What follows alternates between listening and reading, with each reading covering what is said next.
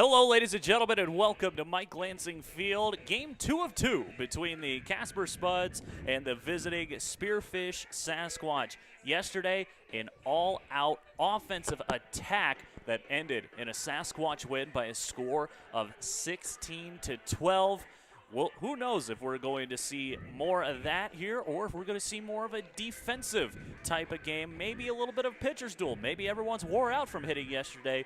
Who knows? But in the next 9 innings, we'll figure out exactly what type of game we are dealing with. Logan Hunter alongside Nick Rose. And Nick, as I mentioned, an all-out offensive slugfest yesterday between the Spuds and the Sasquatch. Absolutely, 28 combined runs.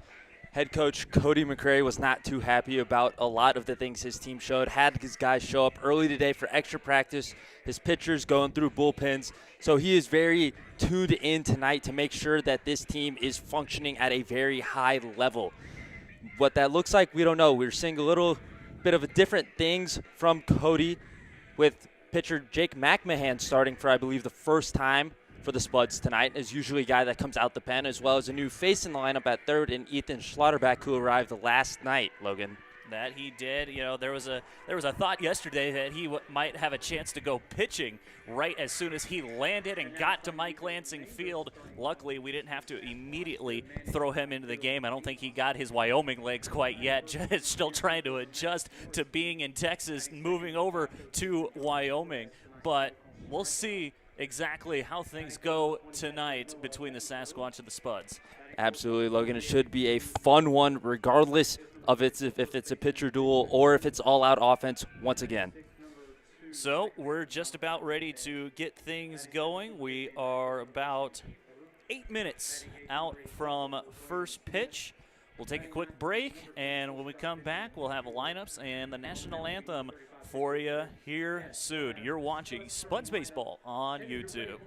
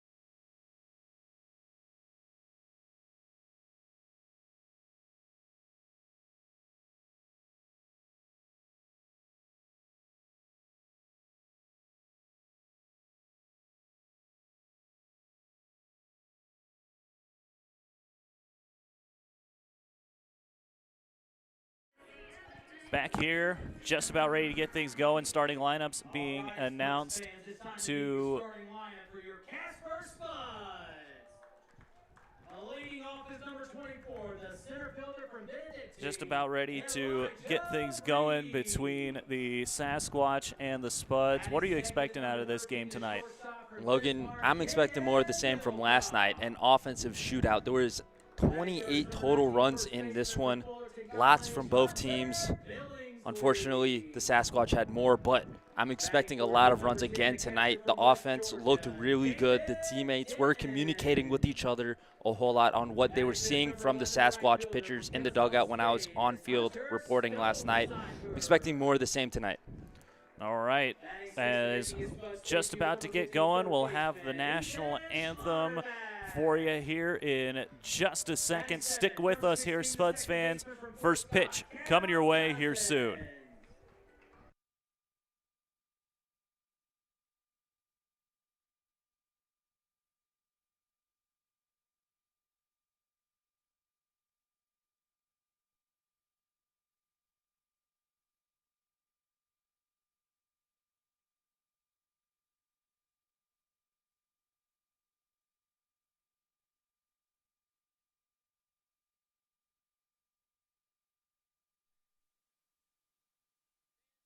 Time we ask you to stand as we honor America with the singing of our national anthem by Miss Julia Rotnick.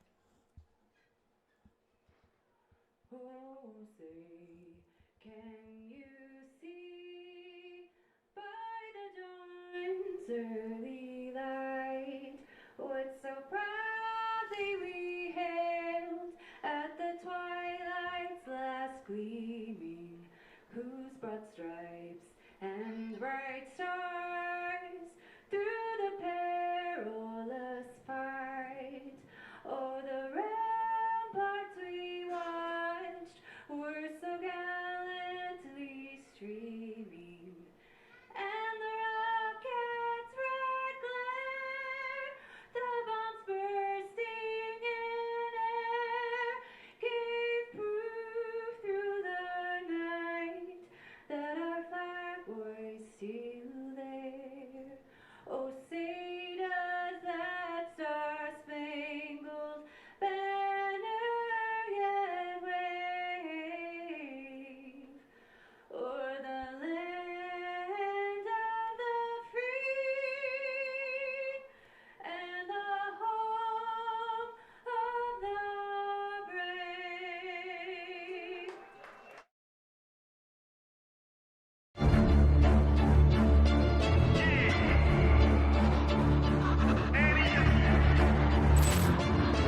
I can't accept the loss, I'm hard-headed.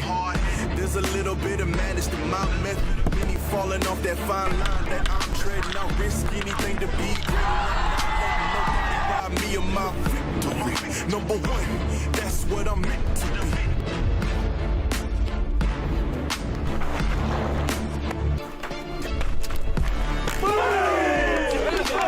Big energy, got the crowd going.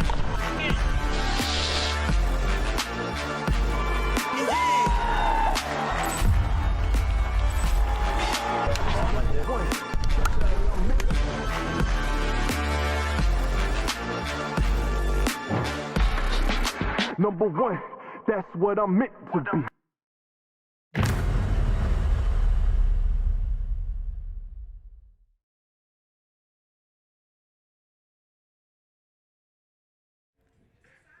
Here we go, about ready to set things off. As mentioned, Jake McMahon, kid out of Nelson University, will be getting the start this for tonight's ball game. As a little bit on McMahon, making his second start of the year, 5th appearance overall, 9 1/3 inning for him, no wins, 1 loss, and he has an 8.68 ERA this season.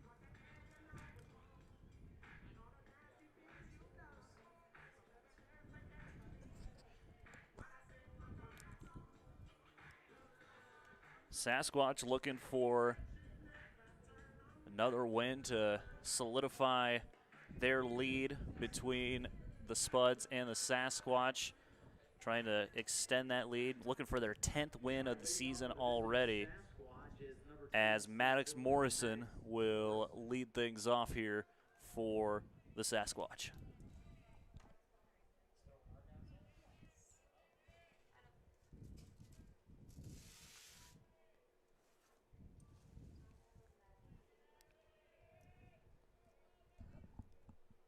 First pitch to Morrison, up and away, and we are underway here at Mike Lansing Field. Time is 6:31 p.m. Weather 72 degrees and Beautiful sunny. day for some baseball. That it is. Slight wind, nowhere near as much as what we had yesterday. Should be a good day for some baseball as the next pitch catches the outer half. 1-1 the count now to Morrison. Yeah, Morrison didn't play last night, but on the season, batting over 400 in 46 plate attempts, 37 ABs. So very dangerous guy at the plate to lead off for the Sasquatch.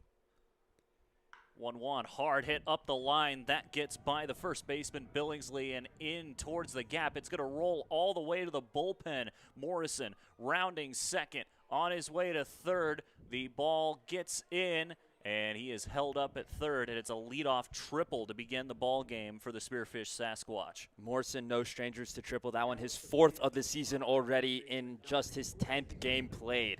Very impressive. So next to hit for the Spearfish Sasquatch will be Dom Torres, and already a prime spot here in the top of the first.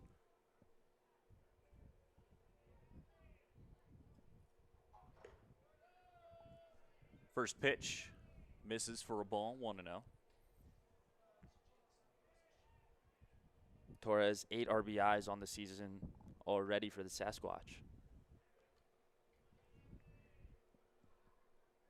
Here comes the 1-0 from McMahon. Catches the top of the zone. Ball on a strike now to the right-handed hitter.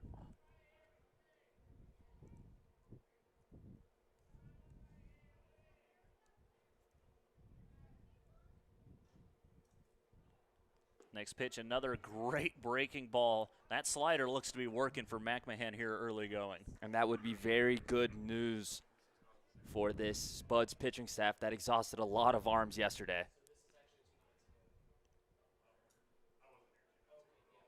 1-2. Fastball shot up the line, but foul, and so we'll stay where we're at a ball and 2 strikes.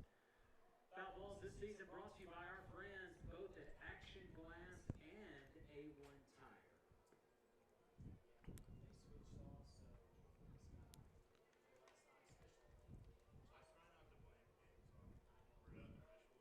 1-2. Breaking ball on the ground to third. Ethan Schlotterbeck has it, fires to first. It's in time. A run does come in, but there's 1 out on the board as well. Looks like the Sasquatch are getting this, or it did happen, the Sasquatch getting the scoring started early in this one. And with 1 out in the inning, Nick, could you give us the defensive alignment for your Casper Spuds? Absolutely, Logan. At pitcher, once again, Jake McMahon. Behind the dish is David Denon. First base, Hunter Billingsley. Second, Cal Cousins. At shortstop, a familiar name, Caden Wilcox. At third, making his Spud debut, Ethan Schlotterbeck. Left field is Noah Buford. In center, fan favorite Elijah Reeves. And in right, Hunter Stone Cipher with Stone Vasic DHing tonight. First pitch to the next batter, that being Batanco, missed for a ball. Fastball just missed on the outer half. 2-0 now to the Spuds to the Sasquatch 3-hole hitter, excuse me.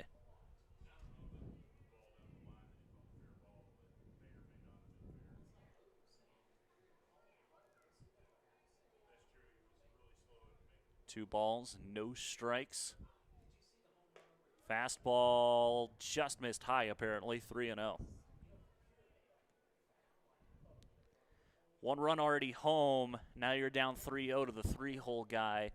Not exactly a recipe for success here early. Not at all. You got to give him something in the strike zone, which he doesn't there, and which leads to a walk with only 1 out. And so 4-pitch walk to Batanco. as next to hit will be Crew Moeller. Moeller, no stranger to doing damage here at Mike Lansing Field, had a home run, I believe, in the second game of the last two-game series that the Sasquatch played here at Mike Lansing Field. He did. He was held pretty well in check in yesterday's ball game. As he went one for 5 as the first pitch to him finds the zone 0-1.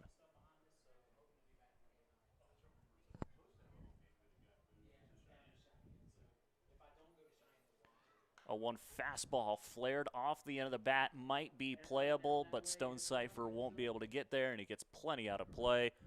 0-2 now to Moeller. Moeller hitting .267 so far with the Sasquatch with 3 home runs. 2 of those, as you mentioned, coming against the Spuds. 0-2 slider, shot foul again. Looks like Moeller's late on the slider. A little bit of a defense swing there, protecting the plate, not wanting to get the K looking. Maybe not expecting a pitch in the zone there in that scenario. I wouldn't be surprised if McMahon, yep, he does go to the fastball, and Moeller was sitting right on it as it one-hops into the glove of Buford, and it's a single for Crew Moeller. So once again, a runner in scoring position for the Sasquatch early in this first inning. As next to hit, Ben Melendrez next to the plate. 2 on and just 1 gone here for Spearfish. Melendrez, no stranger to the long ball himself. 2 home runs already this season. I don't believe either came against the Spuds, though.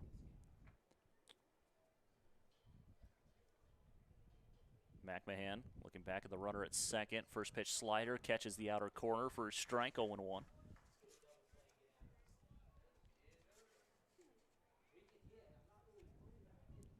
Melendrez, by my count, at least in the second game, did not hit a home run. Back in the second game of the season, did not hit a home run against Casper. Breaking ball hit back foul. So no balls and 2 strikes now to Melendrez. And this is the same spot he was in last AB against Moeller. Let's see if he goes something a little bit different here, a little bit of a waste pitch instead of a fastball to get by Melendrez.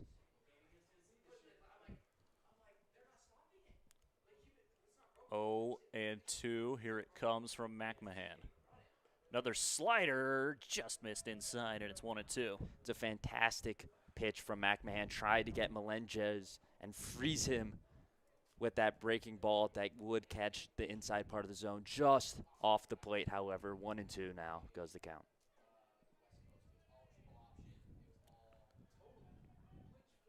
Still a pitcher's count here as Melendrez down. 1 ball, 2 strikes. Slider on the ground. Schlotterback can't grab it. Into left field it rolls. Buford picks it up. Throw coming to the plate. Brings the catcher Denton up the line. And another run comes home for Spearfish.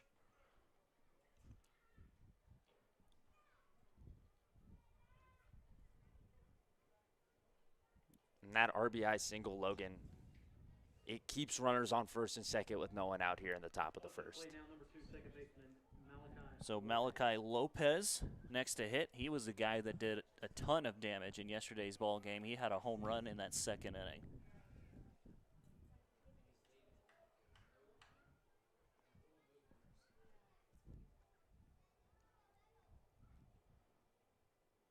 Good slider by McMahon, catches the zone, 0-1. He loves starting guys out with that slider, and you know what? I don't blame him. And he's been getting to 0-2 with the slider. He just hasn't been able to finish it with anything else. Goes back to the breaker. That catches inside, 1-1 now. And that was the same pitch he tried to strike out Melendrez, looking on, once again, just a bit inside.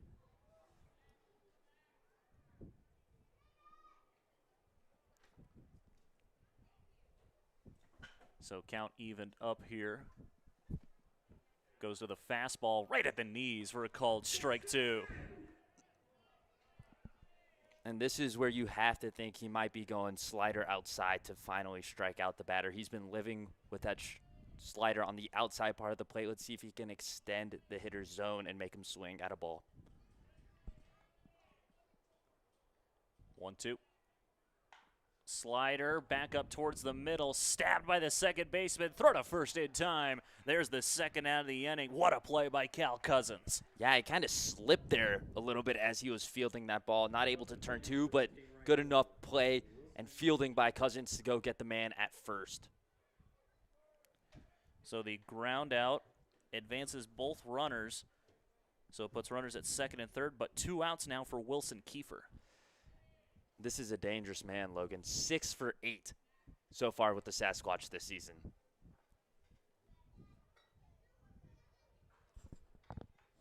First pitch goes to the slider and catches the zone again. That thing is a thing of beauty. He's been getting ahead in these counts, Logan, with that slider. Just got to continue to rely on it and try to extend the zone and stop trying to live in the zone with 2 strikes. 0-1. Goes back door slider that time, and it's at the zone again, 0-2. And that's the slider that we've seen him fail to locate twice. Finally gets it there to go up to 0-2 on this count. 2 strikes, 2 outs, trying to strand 2 runners in scoring position. Fastball inside, 1-2 now. You have to assume he was banking on the batter, thinking that would have been the backdoor slider again.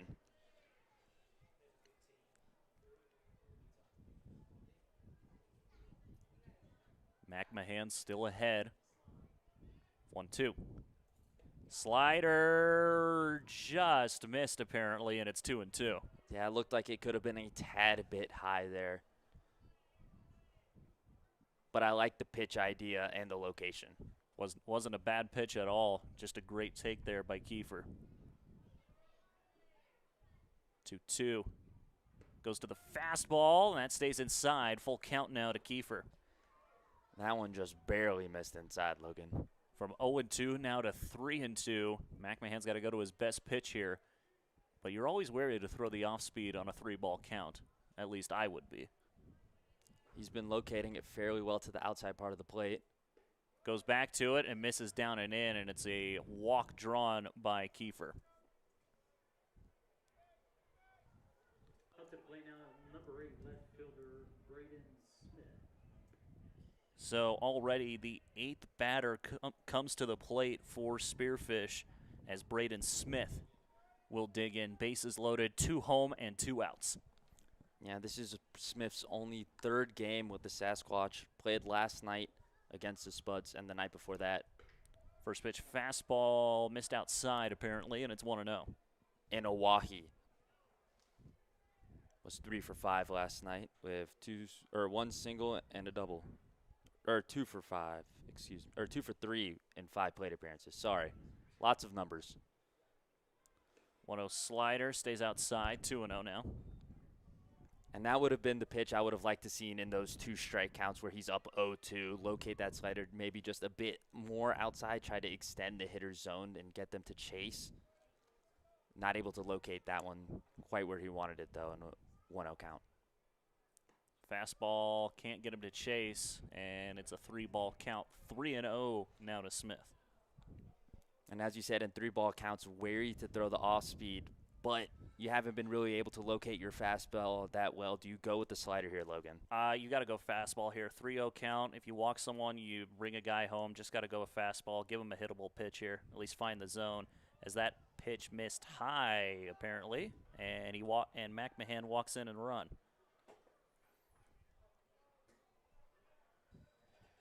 So, bases loaded walk brings around crew Moeller. And it is now 3-0 in favor of Spearfish. And pitching coach Nathan Townsend out there to go talk to his starter. Calm him down a little bit. There is somebody over in the bullpen stretching. Not getting hot right now, but at least warming up. Yeah, working with the elasticity bands, trying to loosen up the shoulders.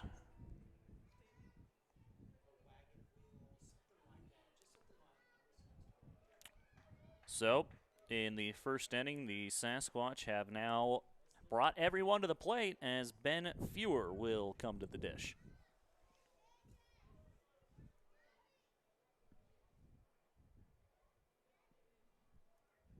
First pitch to Fewer.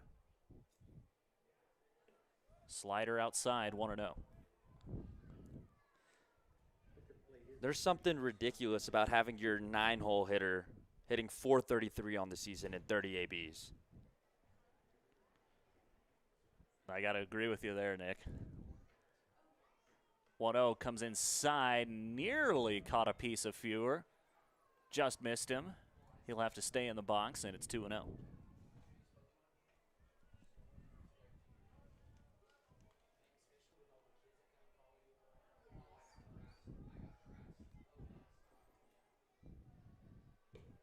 Fastball missed high, and it's 3-0.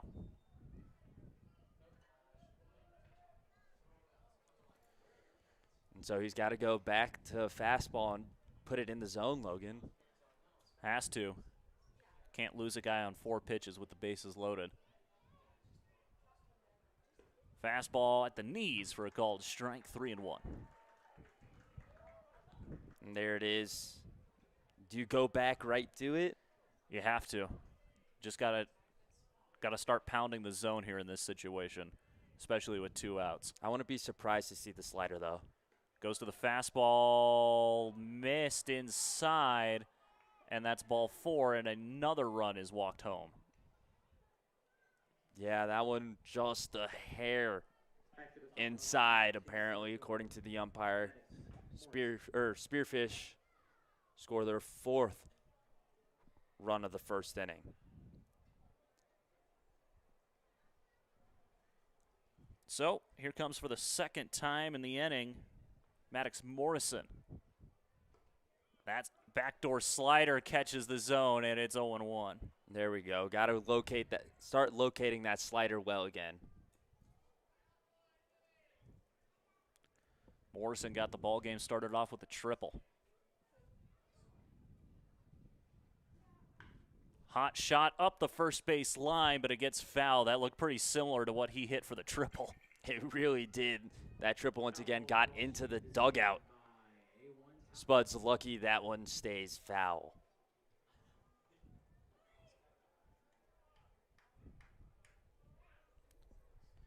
So 2 runs have been scored here with 2 outs for Spearfish. They lead it 4-0. Trying to make it more. 10th batter at the dish. Fastball down and away. 1-1. 1-2, excuse me.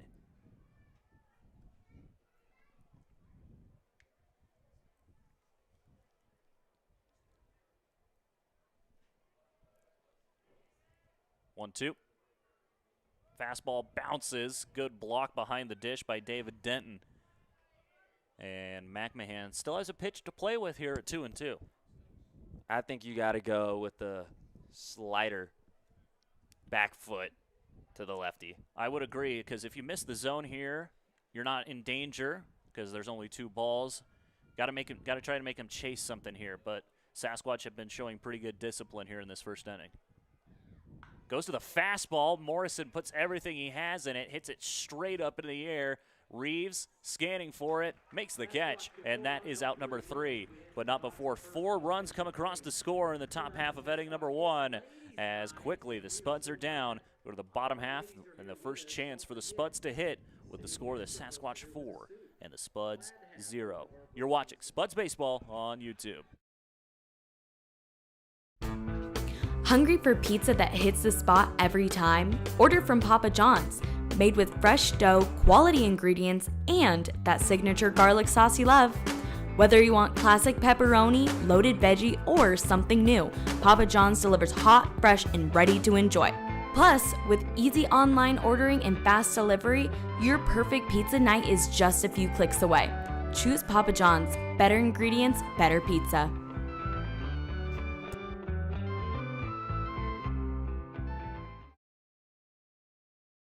We'd like to take a brief. Founded in 1948, Teton Distributors has been serving Wyoming in locations such as Gillette, Rock Springs, Cheyenne, and right here in Casper. based in Warland, Teton Distributors is proud to be a sponsor of the Casper Spuds. Give them a call at 307-234-2659 for all your distributing needs. Teton Distributors, proud sponsor of the Casper Spuds.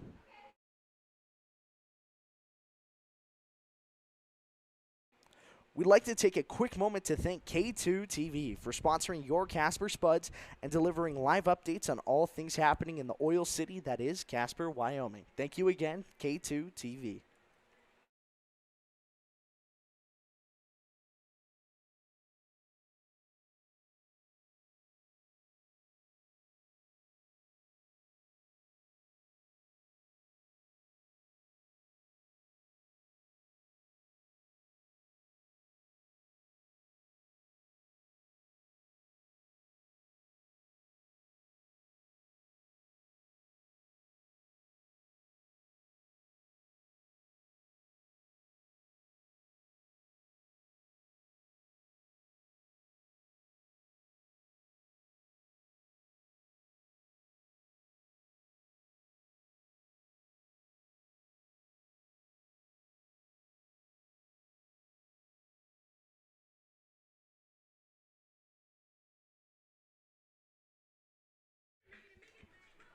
Four runs come across the score in the top half of inning number one for the Spearfish Sasquatch. Now we'll see what the Spuds have in their half of the bottom of the first. Let's go ahead and give you the starting lineup for the Casper Spuds. They will look like this. Leading things off and playing in center field will be Elijah Reeves. Caden Wilcox at the 2 spot over at short.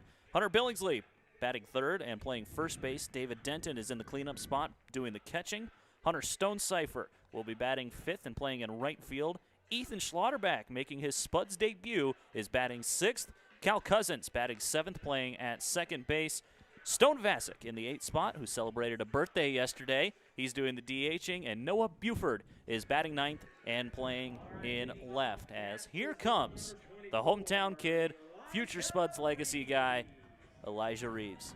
Yeah, and this is also the first look for everybody in the ILB of Sasquatch pitcher Evan Hesse, a redshirt freshman from Santa Ana College. Has a fastball, slider, and changeup in his repertoire.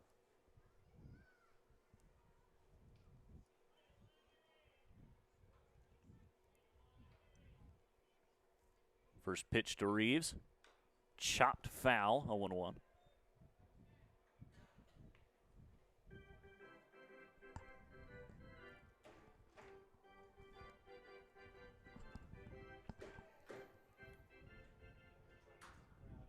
You know, you put guys in the order for a reason, and for the situation right now that the Spuds are in, I couldn't think of a better guy other than Elijah Reeves to be at the top of this lineup as he gets plunked right on the hip with the fastball. Yeah, and that is a very dangerous guy to put on base immediately. Did a little bit of digging last time out. I think he's added since, but as of, I believe, 2 nights ago, he was sitting at 55 career stolen bases for the Casper Spuds. We'll definitely be looking to add more, as next to the dish, the Bismarck State kid and also another Casper kid, Caden Wilcox. Wilcox, the team's leading hitter this year. First pitch fastball misses down and in, 1-0. He has been on fire throughout the season.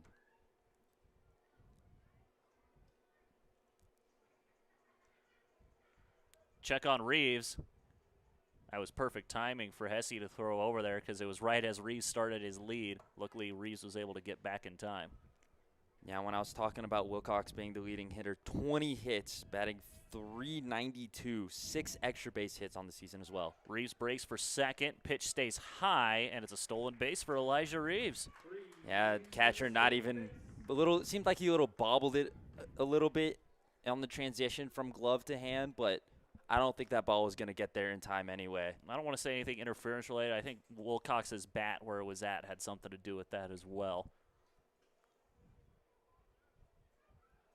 2-0. Slider that didn't slide how Hesse wanted it to. Nearly caught Wilcox, and it's 3-0. Yeah, that slider slid down instead of across horizontally. You could see the bite of it up here, and it did not cut how it was supposed to.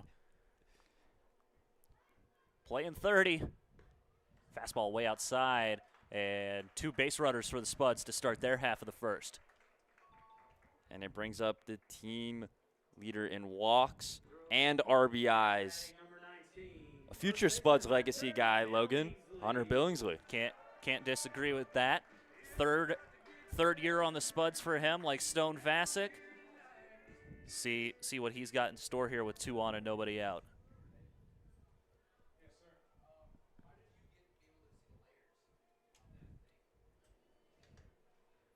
First pitch to Billingsley. Stays high. 0-1, and I think the catcher got crossed up as he's coming to talk to Hesse. Yeah, Hesse's had a little bit of a problem so far locating. He's crossed up his catcher, I feel like, a couple times so far. And the 2 batters he's already faced, and now already once with the third. Hunter Billingsley from Eastvale, California. Finished up his JUCO career at Fullerton College. Still looking for a home in the portal right now. See if he can show out to some of those scouts out there. As that pitch catches the outer half, 0-1. Excuse me, 1-1.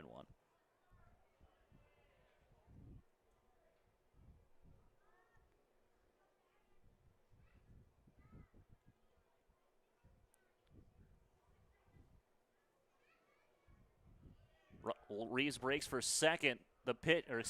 Third, and Wilcox going for second as well. It's a double steal, and it works to perfection for the Spuds that time. Yeah, catcher chose to go the long way to second to try and get Wilcox out, having not a lot of belief that he was able to throw out the speed of Reeves going to third. So already 3 stolen bases combined for the Spuds, 2 for Elijah, 1 for Wilcox. Now a hitter's count for Billingsley and 2 runners in scoring position. As that pitch breaks and catches the lower corner, Billingsley disagrees. It's 2-2.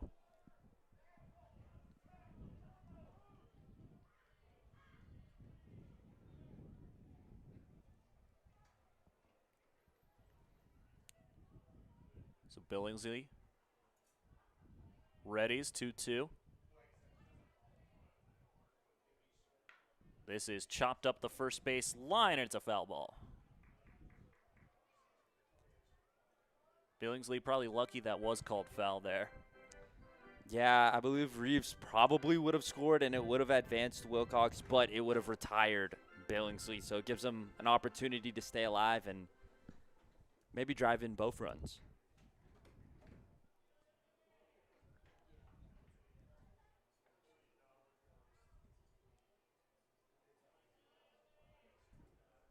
Yes, he needs the signs again. Now he gets what he likes.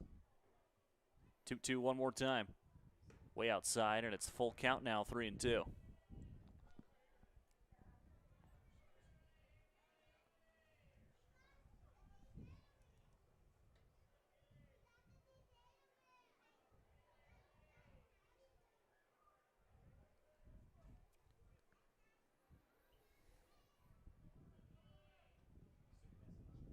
That pitch comes inside and gets behind Billingsley. Ball gets all the way to the backstop, and Elijah Reeves will come in to score. It's a good way to get your first run of the inning and the game. Hey, they don't ask you how. All that matters is it shows up on the scoreboard, which it does, as they are now coming out to talk to Hesse, who, as I've mentioned, has had some control issues and trouble locating in the zone.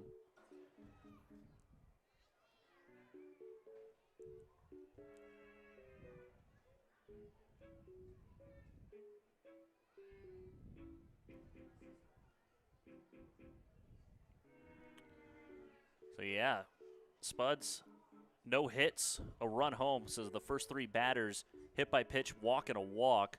See what the cleanup guy David Denton has. It's funny you mentioned hit by pitch because David Denton leads the team in hit by pitches. He's been hit 6 times already this year. Had his first Mike Lansing Field extra base hit last night, brought in 2 runs to make it a tied game. See if he's able to replicate some of that success from last night.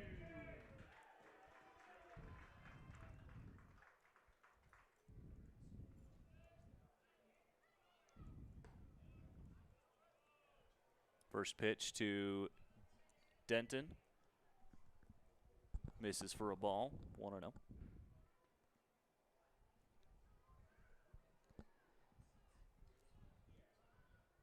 Runner bluffs for second. Pitch outside. 2-0 now to David Denton. As you see on your screen there, from Madison, Georgia, will be attending West Georgia in the fall. Going D1. He was D1 earlier when I was looking. He was a former Youngstown State Penguin. Really? But yeah, he has hit the portal and is now part of West Georgia. 3-0 the count to the Spuds catcher. And it's a 4-pitch walk for David Denton. So 4 base runners, and it looks like that's going to be the end of the day for Haas. I don't blame him with who's coming up next to hit, Logan. That man has been a machine at the dish and behind it.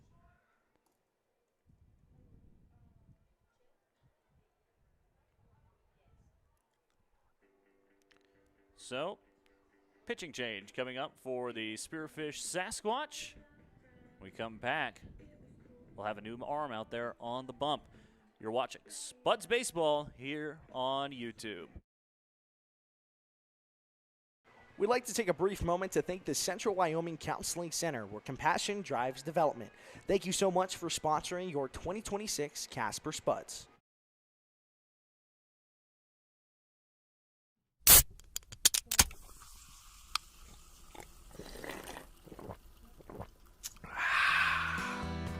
This season, fuel your Spud spirit with the crisp, refreshing taste of Pepsi, one of the official drinks of your Casper Spuds. Whether you're cheering from the stands or the couch, Pepsi is the perfect game day companion. Ice cold, bold, and made for fans like you. Grab a Pepsi and let's go Spuds.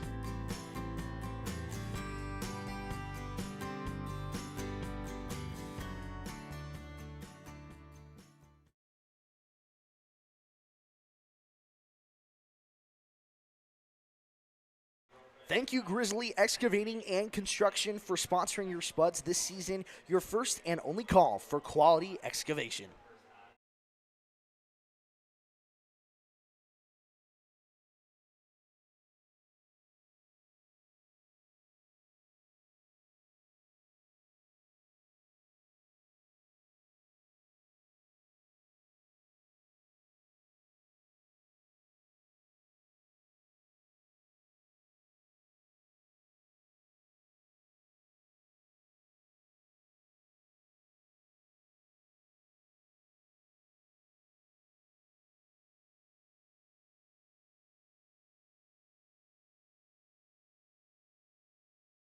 We'd like to take a brief moment to thank you, Allen and Crouch, for sponsoring the Casper Spuds and for helping supply the Casper area with petroleum for over 40 years. Now back to the purple and teal bats cracking on YouTube.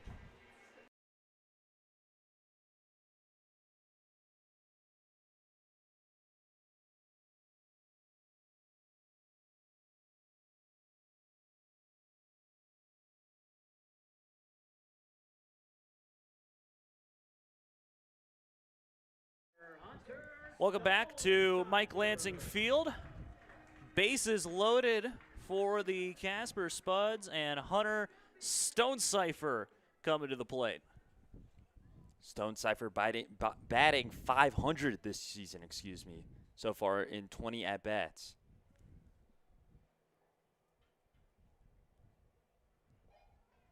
First pitch bounces to the plate. 1-0 the count. New pitcher on the mound for the Sasquatch is Tyler Russ. What do you have on him, Nick? I have that he did not play last year. I believe he redshirted, couldn't redshirt because he attends the Air Force Academy.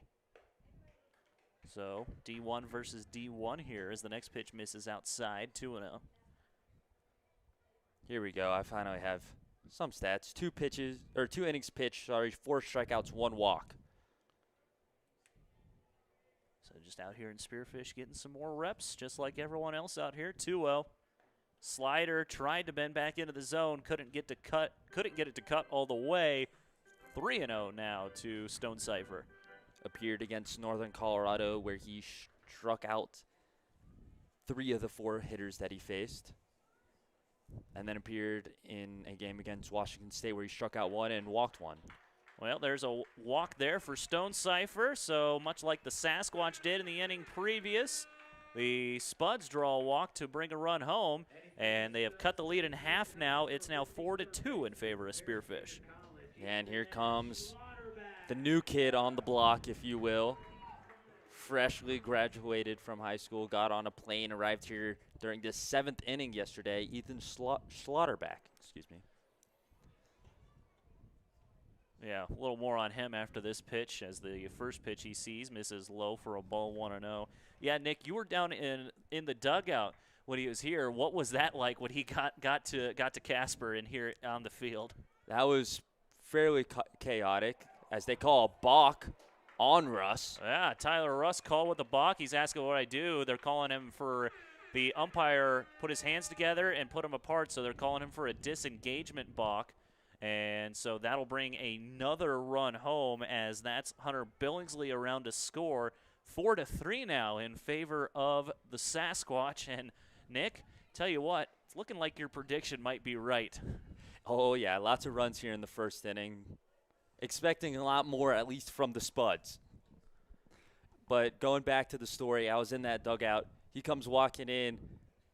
His pitcher, Tyson Mosentine, had to go run to the clubhouse. They go get him a jersey and some gear to allow him to come in. Gave him his cleats, too, because head coach Cody McCrary wasn't sure if he wanted him to come in and pitch immediately. As this pitch bounces to the plate, gets away, and the Spuds have tied it here in the first inning. And so he comes into the dugout and immediately just starts shaking everybody's hands like, hi, nice to meet you. My name's Ethan, all the way down the entire line into the dugout. Just fully chaotic situation during yesterday's game. So he gets in there and says, hi, my name's Ethan. Great, now get in the bullpen.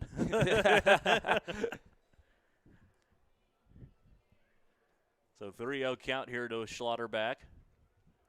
As that pitch just catches the knees, 3-1 the count. Ethan also won All-Star MVP award and played for his high school in the finals. I'm assuming in the state championship. 3-1. Catches the outer half. Schlotterback thought that was ball 4. No such luck, and we're full now, 3-2.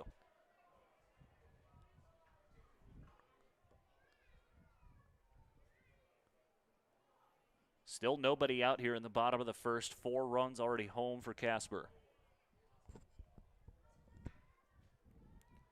3-2, chop towards the left side. Shortstop has a beat on it. Throw to first is in time. There's the first out of the inning. But Spuds do get another run home, so an RBI ground out for the first at-bat for Schlotterback. Puts 1 out of the board and the 5th run across the plate. Yeah, that was a bang play over there at first. Good job from the shortstop. That was a really tough play. High chopper. Had to catch it all the way basically in shallow left field. Yeah, he was a good 2 or 3 steps onto the outfield grass to make that play. And I thought that was his first pitch. I didn't realize that he was exchanging balls with the catcher. Yeah, I looked up and saw the catcher throwing back. I was like, that was quick. Talk about quick pitching a guy. Here's the first pitch from Buss. Curveball catches the outer half. It's 0-1.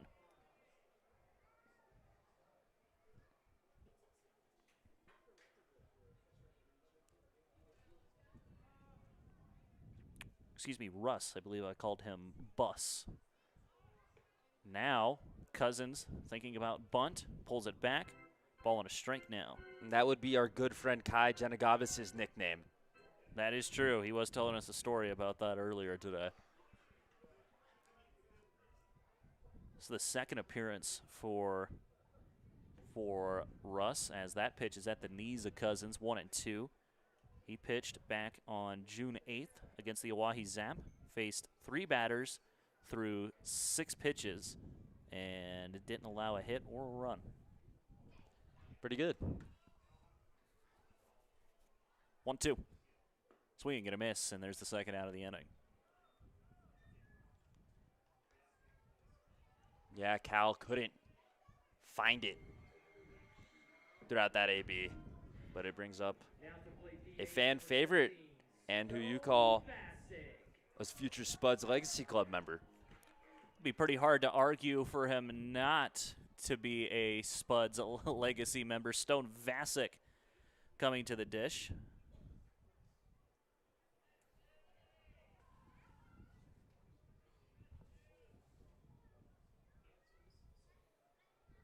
First pitch fastball swung on, hit into center, charging is Morrison. It'll get down, and it's a single here for Vasic.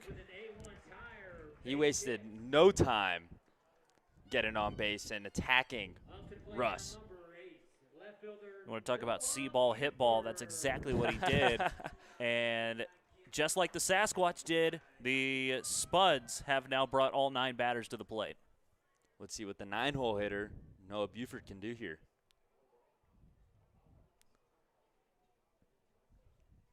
First pitch to Buford. Fastball up and in, 1-0.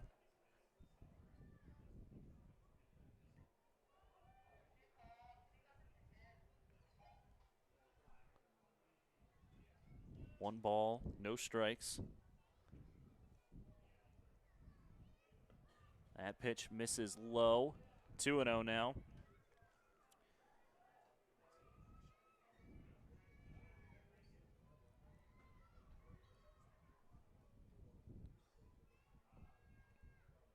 Hitters count for Buford. Goes back to the curveball, stays low again, 3-0.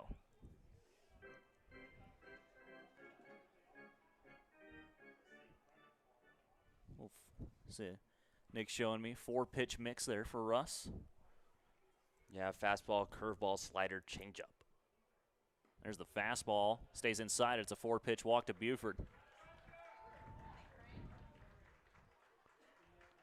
And now they've fully gone around in the order as Elijah Reeves is back up to bat. Reeves started off the Spuds half of the first inning by getting hit directly in the hip.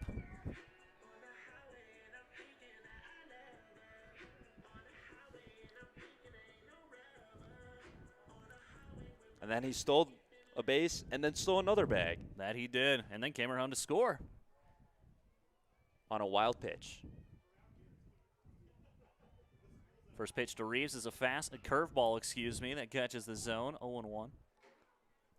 Was it just me or was that delivery seeming a bit funkier than normal on that curveball? It does look like he's using a lot of his body on these pitches, but you have to as a pitcher to get as much action as possible. As Reeves shoots one into left field, that'll get through for a hit. Runner rounding third on his way to the plate, and the throw is in time for the third out of the inning. So Stone Vasic thrown out trying to score, and that's the third out of the inning. So 10 batters come to the plate, 5 come across to score. So we'll go to the top half of inning number 2 as we got fireworks early. It's the Spuds 5 and the Sasquatch 4. You're watching Spuds Baseball on YouTube. When it comes to reliable infrastructure, Dura-Line and Casper is leading the way. As a trusted manufacturer of high-performance conduit and cable protection, Dura-Line helps power the connections that keep Wyoming and the world running strong. From broadband to energy, their innovative solutions are built to last in any environment. Represented in Casper, trusted everywhere, Dura-Line, creating connections that matter.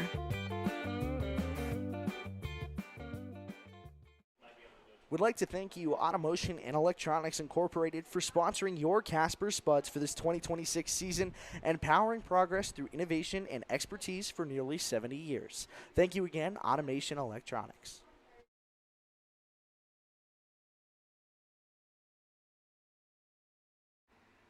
Founded in 1948, Teton Distributors has been serving Wyoming in locations such as Gillette, Rock Springs, Cheyenne, and right here in Casper. Based in Worland, Teton Distributors is proud to be a sponsor of the Casper Spuds. Give them a call at 307-234-2659 for all your distributing needs. Teton Distributors, proud sponsor of the Casper Spuds.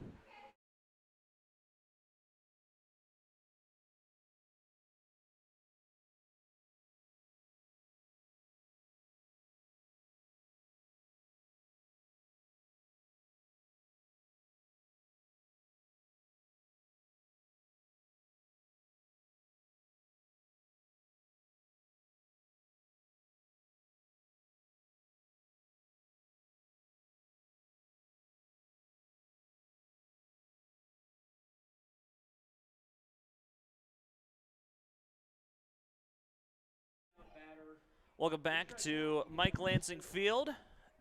As we begin the top half of inning number 2, Dominic Torres will lead things off. First pitch, catches the outer half, 0-1. That slider has been working for him really well early in counts. Yes, it has. He has been utilizing that as much as he can, has McMahon. That time it's a fastball that's shot into left field. That'll get down for a hit. Torres rounding first. He'll stop at first as the ball comes in quickly from Noah Buford, and it's a leadoff single for Spearfish. Up to the plate for the Sasquatch, the catcher, number 20. All right, Nick. All right, Logan.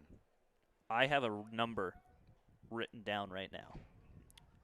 Without looking at the clock, any clocks anywhere, how long do you think that first inning took? About 35 minutes. More. 45. 44 minutes. Wow. That first inning took 44 minutes. Lots of excitement. Well, when you score 9 runs and combined, 10 batters on each team come to the plate, you're going to get something like that. If last night was a warning, it's going to be a high-scoring one here again at Mike Lansing. 1-0 to Pataco is hit high into the foul ground, and it's in and out of the glove of Hunter Billingsley, and it gets foul. That one was brutal. He kind of went right up on that right field fence, got up to it, ran into the fence as it landed in his glove, kind of forced it to pop out there. Yeah, he had it in his glove, and it just rolled up the catcher's mitt side of the first base glove and just rolled over the fence out of the glove. Tough play, and it counts 1-1. Runner breaks for second. Chopper up the third base side now is foul. 1-2. Long walk back to first for Torres.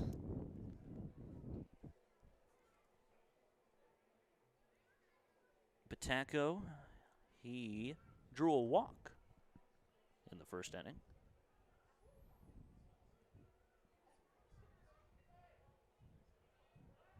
Check on the runner at first. He dives back safely. Rightfully so. He has 11 stolen bags this year and has only been caught stealing once. Yeah, they're right to be wary about him. 1-2. Stays high, 2-2.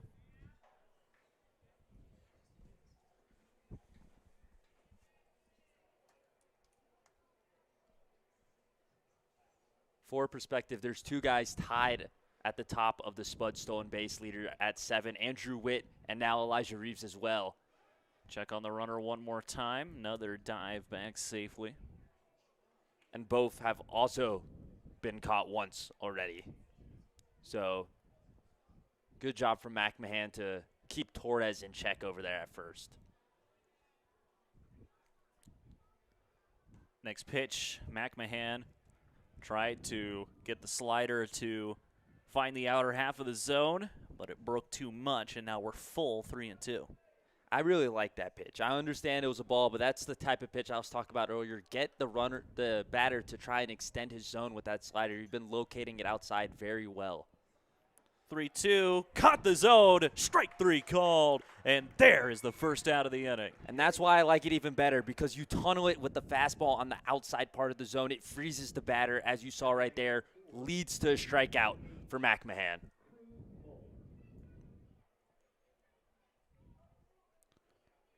So the strikeout, looking for strikeout of the game for McMahon.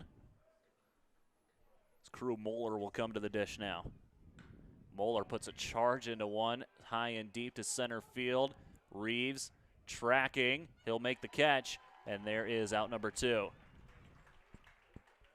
Looked like Moeller just got under that one a little too much. Just a tad bit. Wind not blowing out extremely hard right now, kind of dead. Ball just got skied. Elijah Reeves was able to go camp underneath it at center field and retire Moeller. So Spuds looking to leave a runner stranded at first as MJ Melendrez will dig in. First pitch, catches the zone. There's that slider again, 0-1. Yeah, and that's what we've been seeing out of McMahon so far, establishing that slider early in counts, getting ahead. Check on the runner, and he got him! Wow, what a pickoff move by Jake McMahon, and that will end the inning. Yeah, I talked to Jake McMahon last night in the dugout. We were kind of joking around about picking off. He's only picked one guy off in his entire time at Nelson. Manages to get the stolen base leader for the Sasquatch with a pickoff there at first base to end the inning, and Strand the leadoff guy after giving up a single. 5-4 our score. We'll go to the bottom half of inning number 2. Spuds lead. They'll look to add more. You're watching Spuds Baseball on YouTube.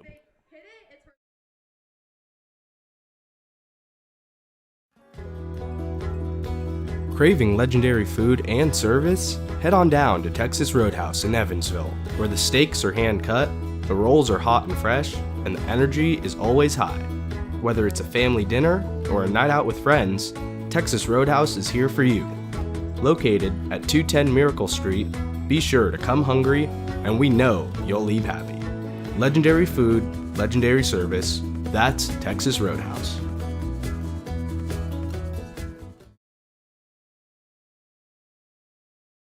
We'd like to take a brief moment to thank the Central Wyoming Counseling Center, where compassion drives development.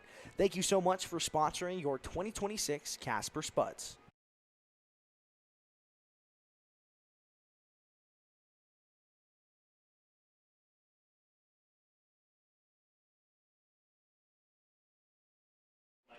We'd like to thank you, Automotion and Electronics Incorporated, for sponsoring your Casper Spuds for this 2026 season and powering progress through innovation and expertise for nearly 70 years. Thank you again, Automation Electronics.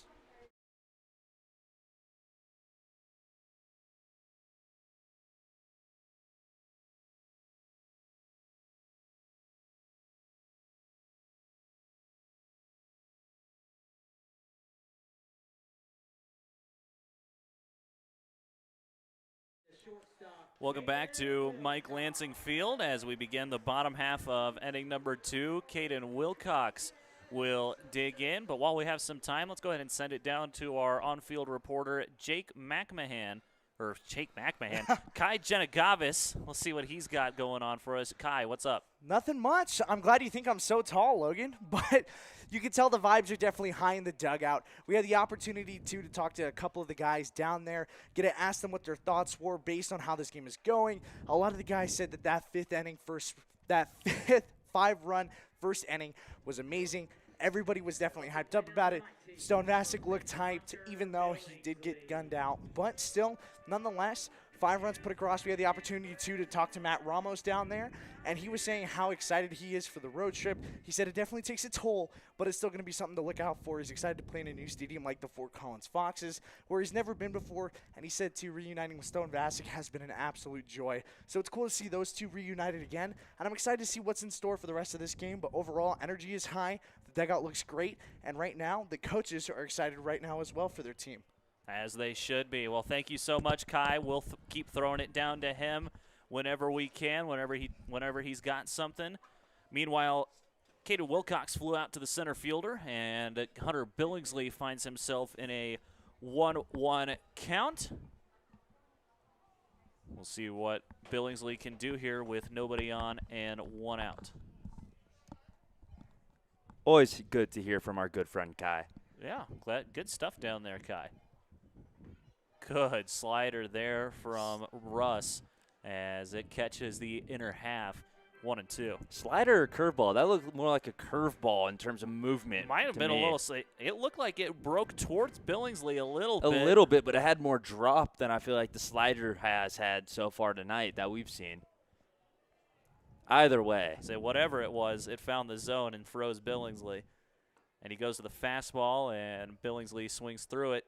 Quickly, 2 are gone here. Very polar opposite start here compared to the previous. For both teams. Absolutely. Let's see if last night's player of the game can put a little juice, little pep in these potatoes steps. That sounded awful. I'll stop. I try to do a little Kai pun didn't work. We'll workshop it as first pitch swing and is Denton. This is on the ground to short. Throw to first is in time, and it's a 3-up, 3-down inning here for the Casper Spuds. So 3 up, 3 down, as I said, and we'll go to the top half of inning number 3. Spuds still hold on to the lead. Casper 5, Spearfish 4. You're watching Spuds Baseball on YouTube.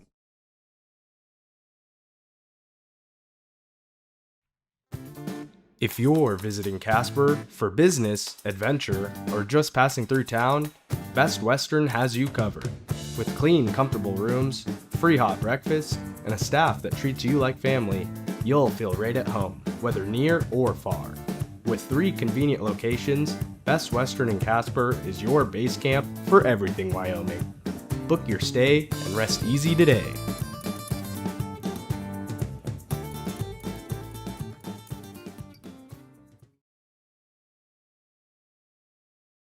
We'd like to take a brief moment to thank the Central Wyoming Counseling Center, where compassion drives development. Thank you so much for sponsoring your 2026 Casper Spuds.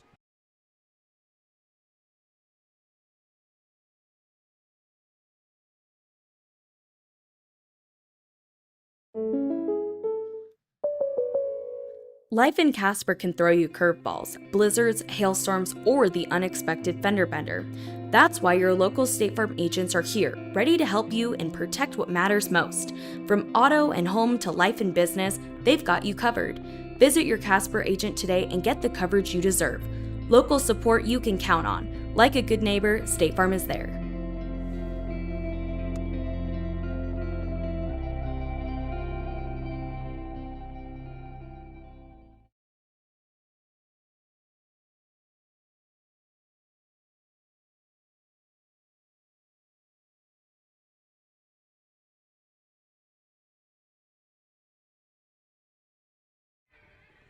Welcome back to Mike Lansing Field. 3 full innings, 2 full innings. We're starting the 3rd inning. So compared to the 1st inning, it took 44 minutes. By my rough calculations, that inning. Wait, no, let me guess. That 2nd inning. Let me guess, Logan. Okay. Well, I'm thinking 25 minutes. Nope. Slightly higher? Little lower. Little lower, 20. By my calculations, it took about 12 minutes. 12 minutes? That's ridiculous. So we go from 44 minutes to 12 minutes. That's baseball. As we're approaching the bottom of the 7 o'clock hour here in Casper.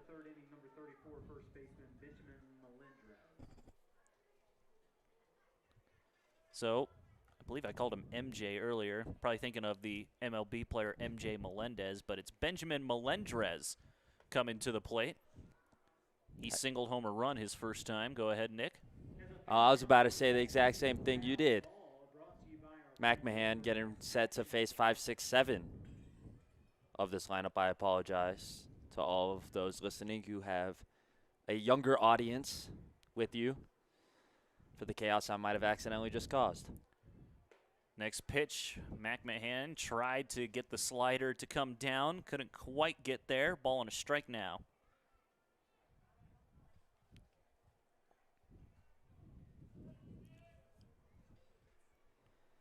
One and one. Fastball stays outside. 2 balls and a strike now to Melendrez.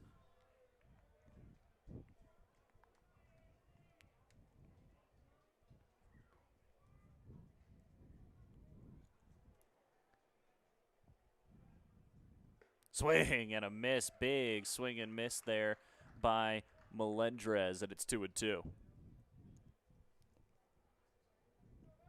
Also, Nick, I want to apologize. I think I had my calculations a little off base. I think that 2nd inning was a little more towards 18 minutes rather than 12. Still overshot it by a bit too much. Full count now to Melendrez. Bit too much to be upset, at least.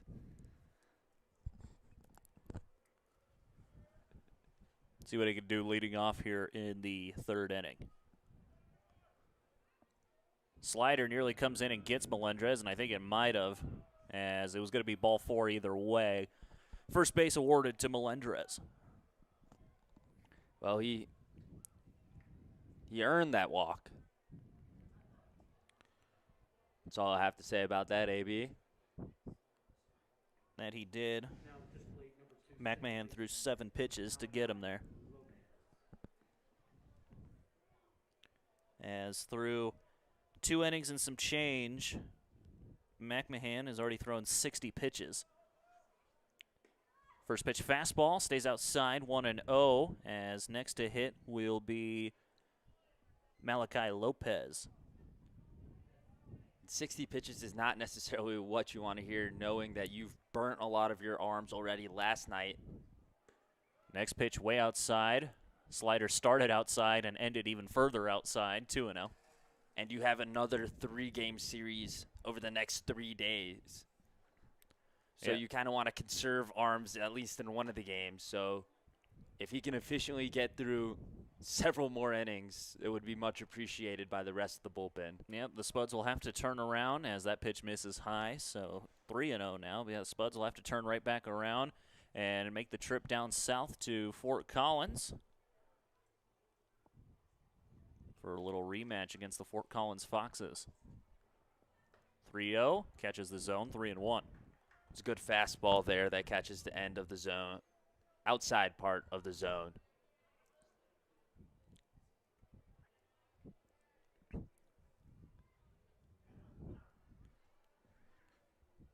Three and 1 here to the Sasquatch second baseman. Shot right back up the middle. Gets past the second baseman, Cousins. And it's back-to-back base runners. Hit by pitch and a single to start the inning for the Sasquatch. And I will say that is the problem with being the tallest pitcher on the team. You're going to have those fastballs right back at you. You're going to have to duck out the way for. Nearly got smoked by one there. So 2 on, nobody out.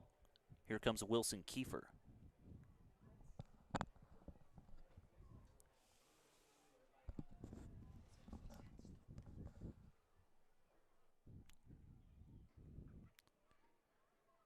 McMahon, first pitch to him. Slider stays inside, 1-0.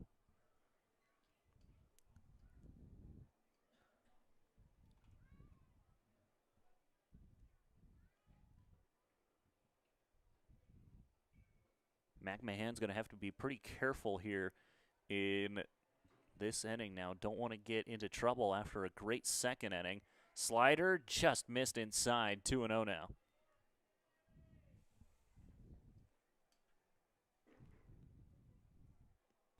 Yeah, and he doesn't have much of a leash either, as they have Thomas Stokes all warmed up and potentially ready to come in here soon. Fastball off the end of the bat. Charging is Wilcox. Steps on the bag for 1. Throw to second in time, and it's a double play.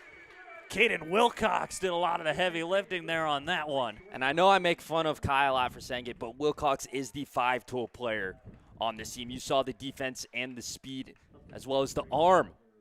All 3 in 1 right there. Great play by Wilcox to turn 2 and get 2 outs and have only 1 guy on now on third. As Braden Smith will bat. 2 outs, man on third. Slider from McMahon just missed, and it's 1-0. Smith had an RBI walk his last time up.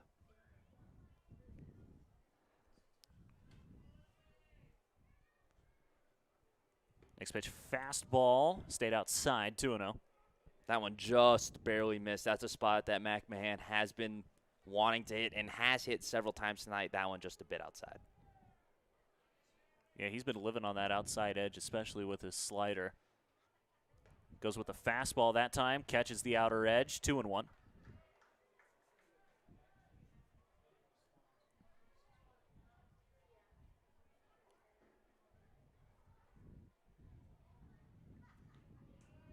Infield shaded just a touch to their left as that pitch misses down and away as 3-1 count. Cousins playing a little closer to that second base bag than normal, and Wilcox kind of playing right in between second and third. Yeah, we've seen this ball get smoked in between Schlotterbeck and Wilcox over there already tonight.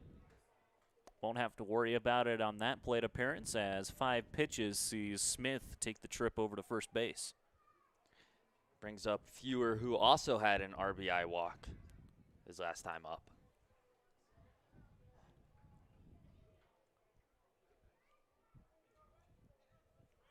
That is now the 6th walk that the Sasquatch have been able to draw. Up to play now is number 3 shortstop Benjamin Fewer.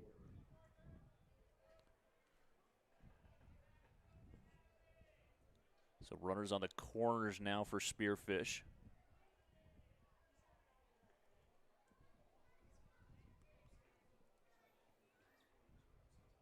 First pitch to him is a slider. That looked like it was going to hit Fewer. So that's how good that pitch is. It comes in, looks like it's about to come get you.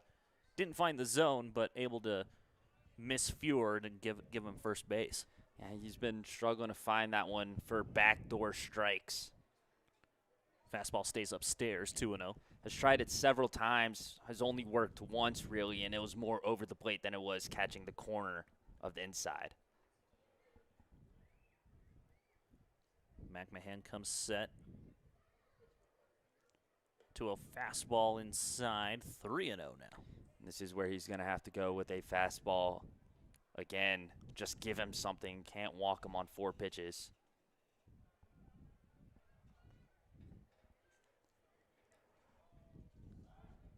McMahon checking on the runner at first. Runner back safely. Don't blame him. He's had success with that tonight already. That he has.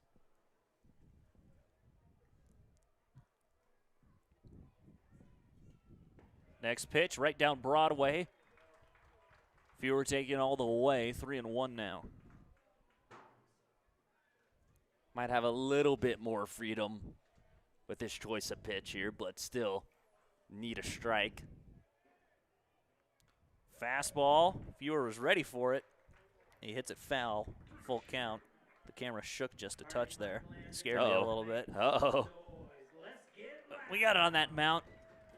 In there pretty solid. You put it up yourself. I was the one who put it up today. I'm thinking backdoor slider strikeout. 3-2. Goes with the fastball. This is on the ground. Cousins has to hurry. He has it. Throw to first in time. And there is the end of the inning. Absolutely strands that runner over at third. No runs across for the Sasquatch. Another good inning from McMahon. Yeah, just about to mention that. Runner left stranded at third. Spuds able to keep the lead. We'll have a chance to add on to it. We come back. You're watching Spuds Baseball on YouTube.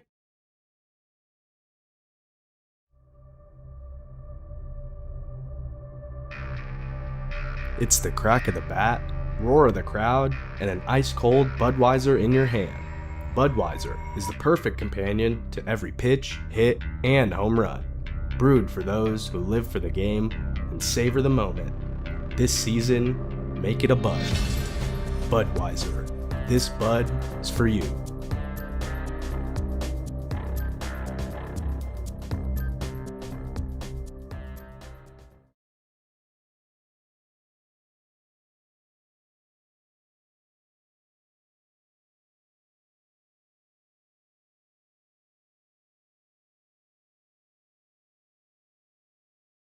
With over 20 years of experience, 5150 Heating and Air Conditioning can help you with all your HVAC needs. A proud sponsor of the Casper Spuds, they serve clients in Casper, Douglas, and Rollins. Call 307-259-0053 for all you need in heating and air conditioning. 5150 Heating and Air Conditioning, proud sponsor of the Casper Spuds.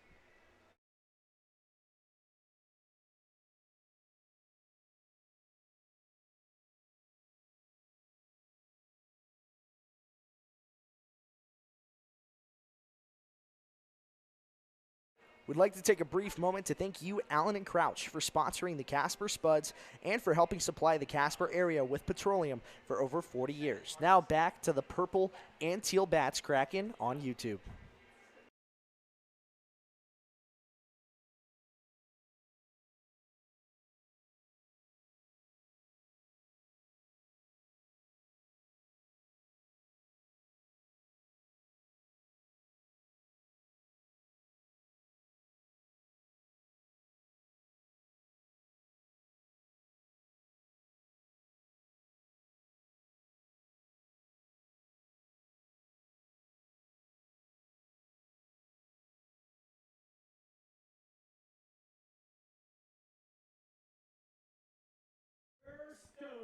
Welcome back to Mike Lansing Field. New pitcher on the mound for the Spearfish Sasquatch. Joseph Cook takes the bump.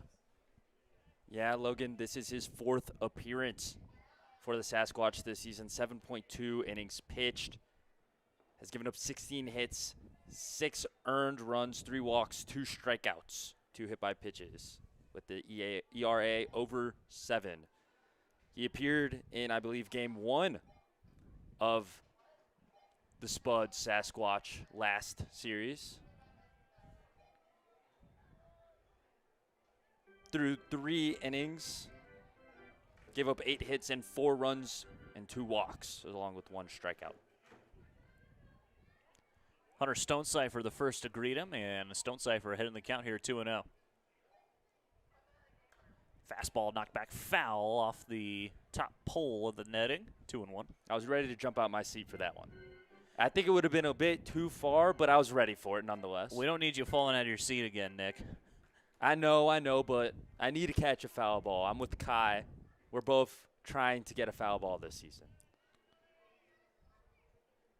My 2 years with the Spuds, I can only remember 1, maybe 2 balls that came directly back at me. 2-2 the count to Stonecipher. It's a good front door breaking ball.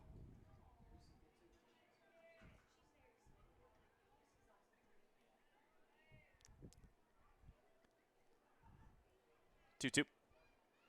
Off speed, missed, and it's full. That was a great job from Stonecipher to hold up on that check swing. Really wanted to go around it, looked like, but just held up enough.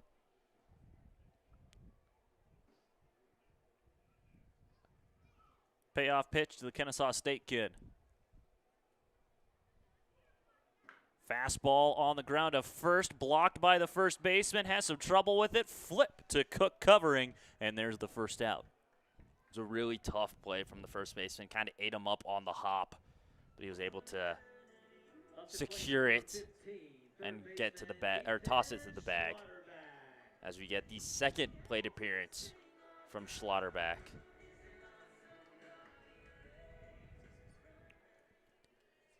So Ethan Schlotterback hitting with 1 out here in the bottom of the 3rd. First pitch swinging as barely made contact.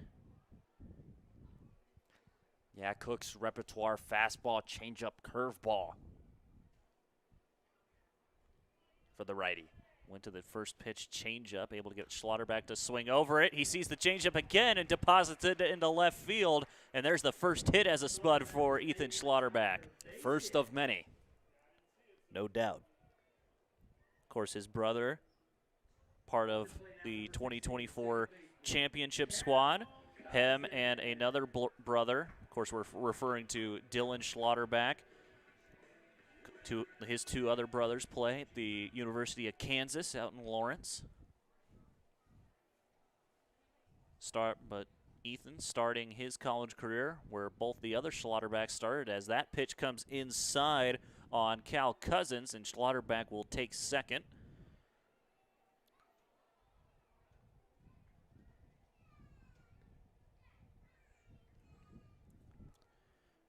Back to what I was saying. Schlotterback. Ethan Schlotterback starting his career at Paris Junior College, as Dylan did as well.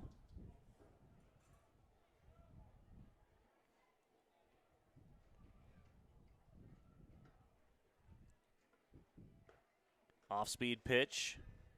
Stays upstairs. 2-0 the count.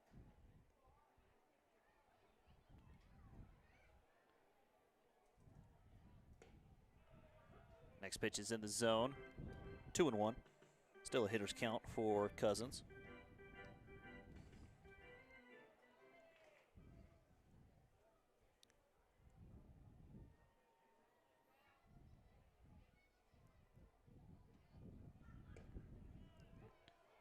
Next pitch is also a strike, 2-2.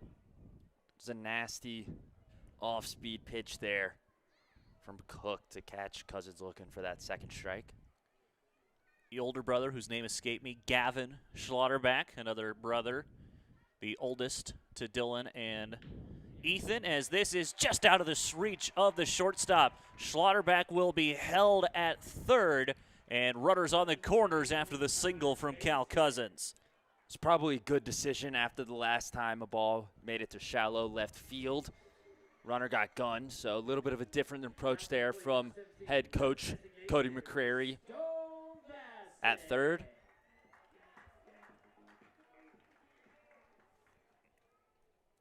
As next to the plate, Stone Vasic.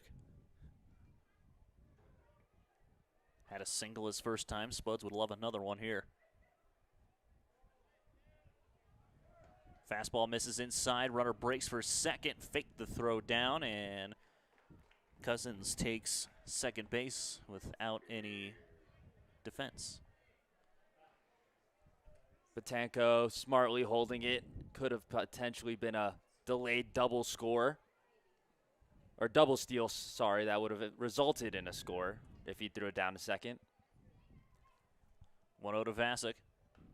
Off-speed pitch off the pole. One of the poles, as Noah Buford had to duck out of danger. Standing right by the pole that the ball hit off of. Ball on a strike now to Vasic. I'm just glad it's not the pole that our camera's mounted to.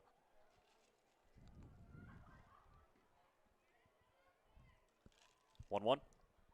Off speed again. This will not be able to get through the hole. Fielded by the second baseman. Throw to first in time. It's an RBI ground out for Stone Vasic as a run is pushed across.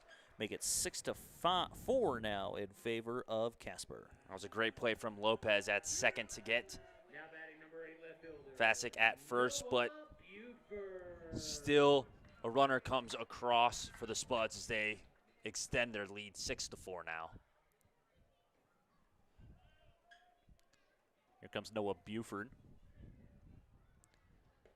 First pitch off speed, catches the zone, 0-1.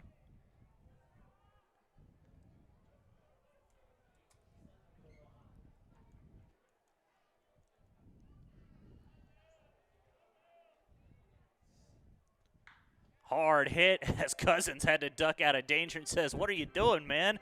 0-2.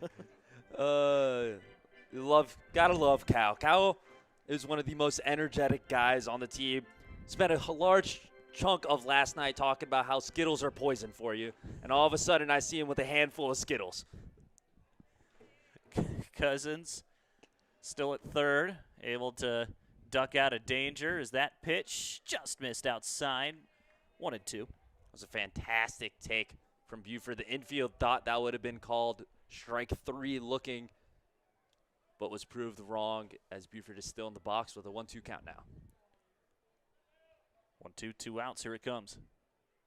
This is hard hit in the air to center. Morrison going back on it over his head, and he makes the catch for the third out of the inning. Impressive catch out there by Morrison, but the Spuds were able to extend their lead this inning. Logan, a couple of steal from Cousins there, not able to come across, but Ethan Schlotterback, who started the inning with a single deposited into left field, his first hit for the Spuds all year, comes across the score to make the score what? As the Spuds add one, push the score to 6-4, and we'll go to the top half of inning number 4 with the Spuds on top. Logan Hunter, Nick Rose, you're watching Spuds Baseball on YouTube.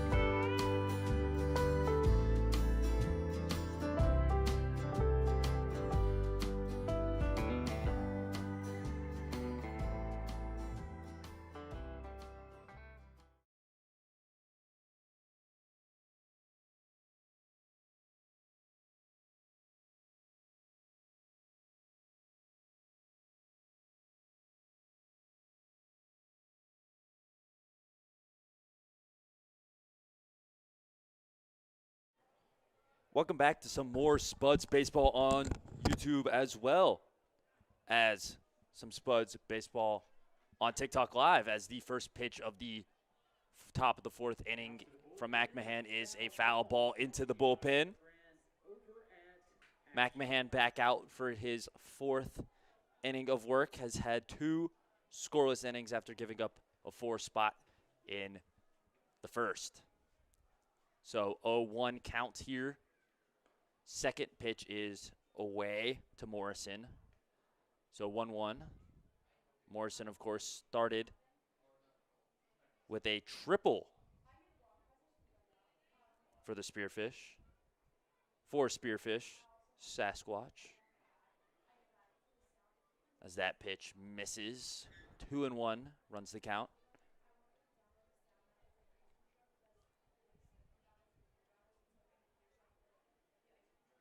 So McMahon sets, delivers the 2-1 pitch, swung on and fouled back towards the right side.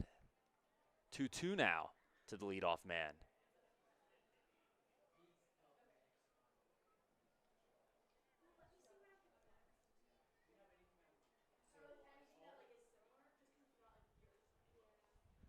So 2-2 the count.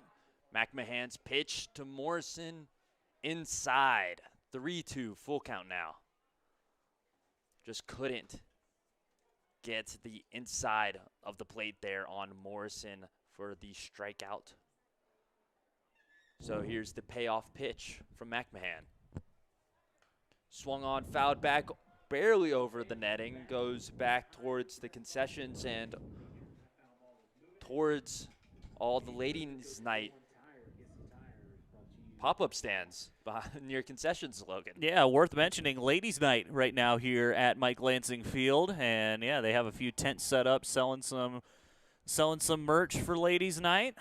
Good job, as they were able to avoid getting hit there with that foul ball.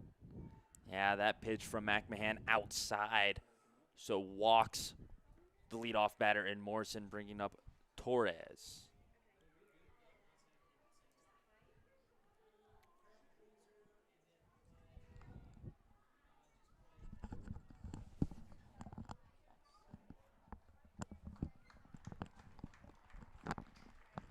And it looks like Let me try that again. You want me to take it over? Let me try that again. It looks like we're going to have a pitching change here, Nick. There we go. I believe that's number 29, Thomas Stokes, coming in for relief of Jake McMahon. It is. So McMahon's final line tonight, 3 innings pitched, 5 hits, 4 earned runs, 6 walks, and a strikeout, and leaves with a lead and is responsible for the runner on first. But we'll be right back as Stokes gets ready with some more Spuds Baseball.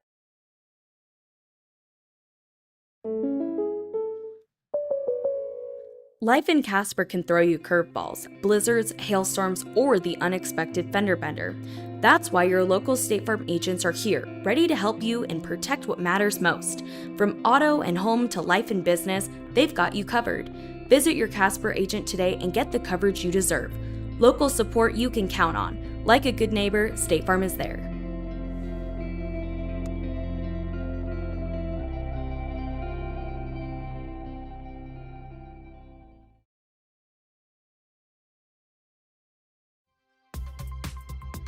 Looking to get active and connect with your community?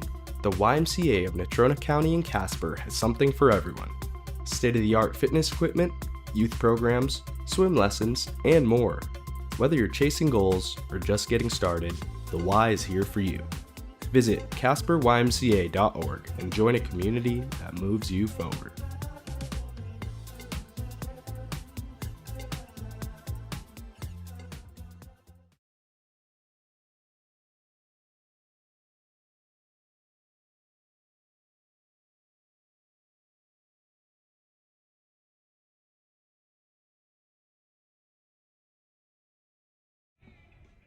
And welcome back. It is the top of the fourth inning here at Mike Lansing Field. New pitcher on the mound, as we mentioned, number 29, Thomas Stokes. What do you have for us, Logan? Stokes making his 5th appearance as a Spud. He has pitched 5 innings this season, no wins, no losses, no save opportunities, 6 holds for him. He's given up 8 runs, 4 of those earned, 9 strikeouts, 7 walks, good enough for, and also, I mentioned his 9 strikeouts, 3 of those of the looking variety with a 7.2 ERA. Thank you, Logan. We'll see what his first pitch to Torres is. Torres lays down a bunt, but it goes foul. So fastball fouled back on the snow cone strikeout batter. Doing a little bit different since it's energy night here at Mike Lansing Field. The beers are already, or all beverages are already half price, so $1 snow cones instead. So 0-1. Torres squares up another bunt, fouls this one to the right side this time on the fastball. So 0-2 very quickly to the first batter Stokes faces. Let's get dollar snow cones. Do it for the kids, Dominic. Yeah, big 0-2 count here for Stokes and the man at the plate, Torres. 0-2 pitch. Gets by Denton behind home. Morrison's able to advance to second. So the count is moving to 1-2 now. We want snow cones. We want snow cones. See what Stokes can do here. Our PA announcer, Danny Smith, called him the Casper Kid, but Christy Hack has a different nickname for him. He's the Ninja. 1-2 pitch. Ball high. 2-2 goes the count after starting 0-2. Our owner, Christy Hack, calling him the Ninja. Very fitting nickname. He's also a very good singer. Go check out our socials to find out why. 2-2 pitch. Taking just low for Stokes. Full runs the count now. Snow cone strikeout to strikeout for dollar snow cones. Let him hear it. So payoff pitch. In this AB, Stokes gets the call, comes set, checking on that runner at second. Delivers home. The pitch is fouled back Heads up back that way, foul ball. Brought to you by Action. by Yeah, Torres. Yeah, excuse me. Sorry, Nick. Yeah, good battle here by Dominic Torres as trying to do anything he can. Already has the runner moved up 1 base. Trying to do something here with Sasquatch down by 2. That was the 7th pitch of the AB. Here comes number 8. Stokes gets Torres swinging and missing, and that is $1 snow cones for all in attendance for the rest of the inning. How about that? First out of the inning as well as Torres down on strikes. How about that? Beautiful from Thomas Stokes. Brings up number 20, the catcher Bentanco. Bentanco, excuse me, for the Sasquatch. Bentanco was a little hungry. That pitch is chopped over to third. Runner holds at second. Schlotterback gets the throw, bounces. Billingsley not able to pick it over at first, so the runner is safe.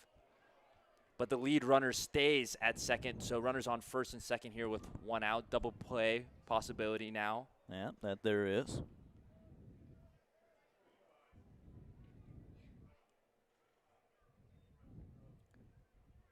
And that brings up Moeller, the DH for the Sasquatch. Crew Moeller at the dish, 1 for 2 today, singled and came around to score in the first, then flew out to center to end the second. First pitch of this AB from Stokes. Pulled fastball, great job from Denon to get in front of that and stop it from being another wild pitch. Yeah, so far this season, we've been really impressed with Denton's ability behind the plate. So, good to have him back there. It is. Have a lot of catchers on this team, so constant rotation, but Denon seems to always do a good job as the pitch from Stokes is swung on and missed by Moeller. Good off speed there. Catches more ahead. Yeah, that slider had some bite to it. Had the batter out in front. Pivotal count here now at 1-1.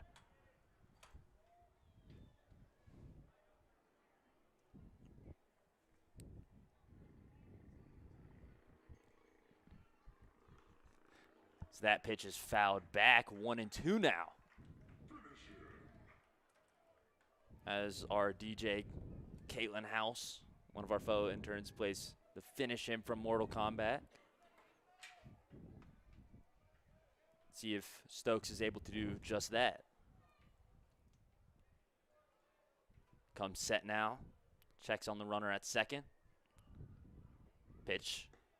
Called strike 3. Looking fastball catches the outside of the plate, and that's 2 outs recorded by the K for Stokes this inning. Yeah, good pitch sequence there from Thomas Stokes. Had the hitter completely off balance on all of his pitches. One step away from getting out of this two runner on situation. So that brings up Benjamin Melendrez for the Sasquatch.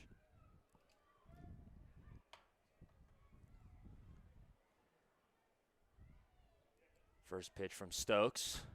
Hit sharply to Wilcox. It kind of eats him up on the hop. He throws it over to first. Melendrez just walking. And Stokes hit the little skadoosh on his way to the dugout as he strands the guy he inherited, and another. As no one comes across to score for the Sasquatch, Spuds still lead 6-4. And we will be right back with some more Spuds baseball here on YouTube.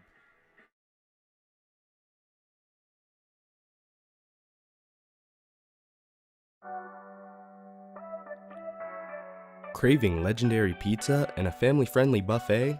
Head to the Pizza Ranch, located at 5011 East 2nd Street. Load up on hot pizza, crispy chicken, and our famous cactus bread. Perfect for family nights, team celebrations, or just feeding those cravings. Swing on by or order online at pizzaranch.com, where every meal is a hit.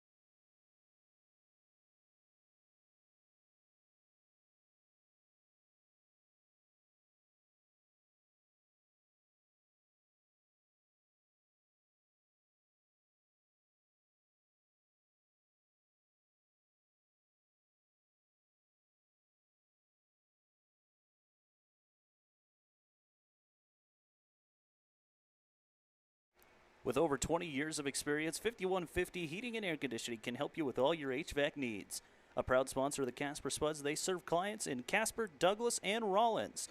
Call 307-259-0053 for all you need in heating and air conditioning.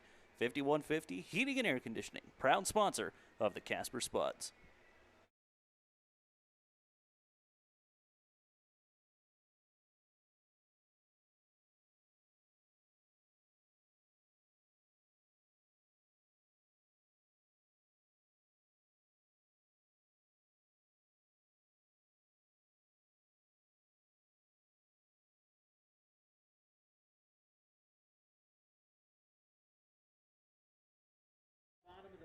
Welcome back to Spuds Baseball on YouTube. I'm Nick Rose, joined with Logan Hunter, and we're in the bottom of the 4th inning, and we're at the top of the lineup again. 1, 2, 3, Reeves, Wilcox, and Billingsley to lead off this inning for the Spuds. Yeah, great spot here, up by 2. Now you get the top of the lineup to start the inning. Good opportunity here for the Spuds to get a couple insurance runs. First pitch to from Cook to Reeves is a ball in the dirt. 1-0 is the count.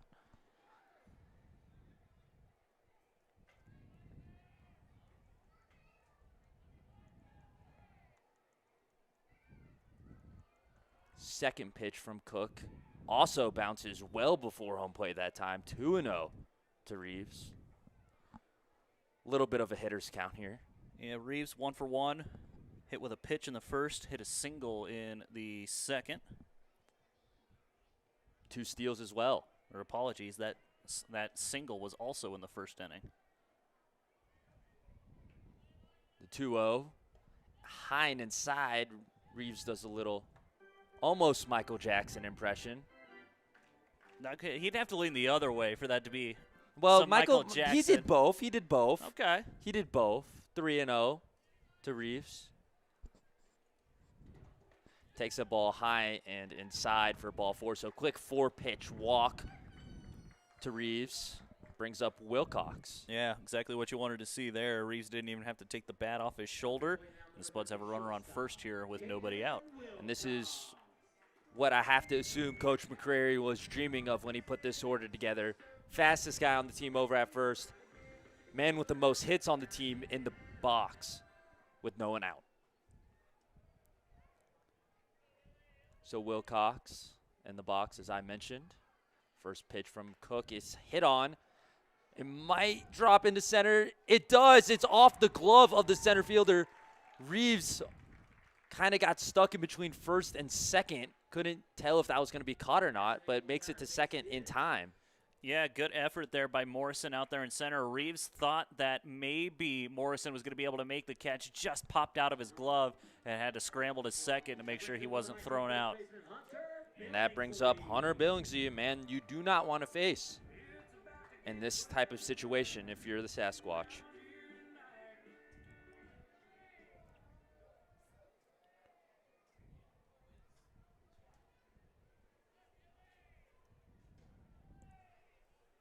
First pitch to Billingsley is a ball away, 1-0. Billingsley 0 for 1. Walked, came around to score in the first, and struck out swinging in the second. As Billingsley, team leader in RBIs, so a great spot for him. 13 of them on the season, just one of 2 guys with double-digit RBIs. As this pitch is hit hard into right field, right fielder backing up, throws it in, not able to get Reeves, but Billingsley advances a runner with a little bit of a fly out over to right, and it brings up the catcher, number 10, David Denon. Yeah, you'll take that if you're the Spuds. Billingsley able to advance the runner. Runner's on the corners now, and a big spot for the cleanup guy.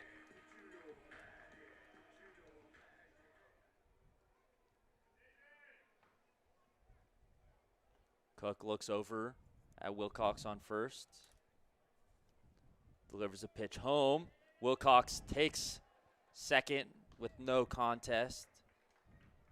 Once again, very smart by Bentonco not to throw the ball because Reeves would have most definitely came sprinting home, but that puts 2 runners in scoring position for Denon here with only 1 out. Yeah, not falling for that. Runner for second, trying the old Little League second to home. 1-0 pitch is swung on and missed by Denon, but that also eliminates a potential double play, ground ball double play. That it does. So pros and cons of not throwing it down there in a potential delayed double steal scenario. 1-1 to Denon is swung on and fouled. It bounces off of him after hitting the dirt. Second stolen base of the game for Wilcox. He's now jumped into the team lead in stolen bases. He has 8. Reeves not too far behind him with 7.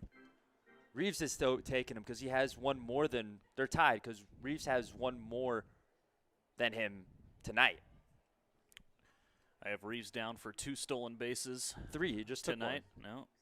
Oh, Box score says no, 2. never mind. He didn't take one. I apologize. He got advanced on the fly ball out to right. Apologies. As Cody McCreary has some advice here for David Denton in a 2-strike count with runners on second and third. You said it, 2-strike count. 1 ball, 1 out here in the bottom of the 4th.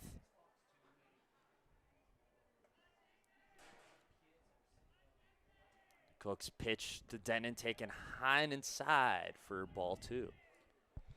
I want to give a league score update at the moment. We out in Pier, bottom of the 9th. Capital City Aviators currently on top of the Zaps 7-6 with 1 out. The 2-2 taken for strike 3 on the outside corner. Denon not too happy about it, but that pitch did catch the zone. So he strikes out, and now 2 outs for the man who's been most dangerous behind the plate so far, or at the plate, so far in his Spuds time. Hunter Stone Cipher. Yeah, and Denton, he's the catcher in this one, so he sees that pitch and says, all right, so that should be what we get when I'm back there now. Something like that, at least. It's Cook's first pitch to Stone Cipher's taken low for ball one. You mentioned two guys who are double digits in RBIs. Caden Wilcox, one of them, and at the plate now, Stone Cipher, the other with 11. And about half, less than half, excuse me. I was getting ready to say, he's already at double-digit RBIs. He's only been here for like 2 days or something. Exactly, that's ball two from Cook. 25 plate appearances, 11 RBIs. Wow. Batting about 500. Very impressive. 2-0, taken low, so 3-0 now to Stone Cipher. And that's a wonderful take there by Stone Cipher. That pitch looked like it was going to be a strike about 95% of the way there. And looks like they're going to put Stone Cipher on after getting after throwing 3 balls. They're just going to let Stone Cipher take first. I don't blame him. You don't want to have to give him a pitch to hit because he will do it and it will result in an RBI. 0 for 1 on the night, but has a RBI walk. And that brings up Ethan Schlotterback. Once again, his first game as a Spud, 1 for 2 tonight. Scored in the bottom of the 3rd inning to give the Spuds 6 runs on the night. Takes the first pitch high and away for ball 1.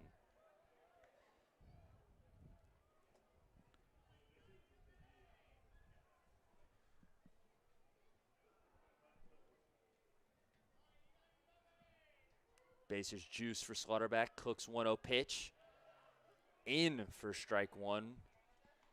Evens it up a little bit.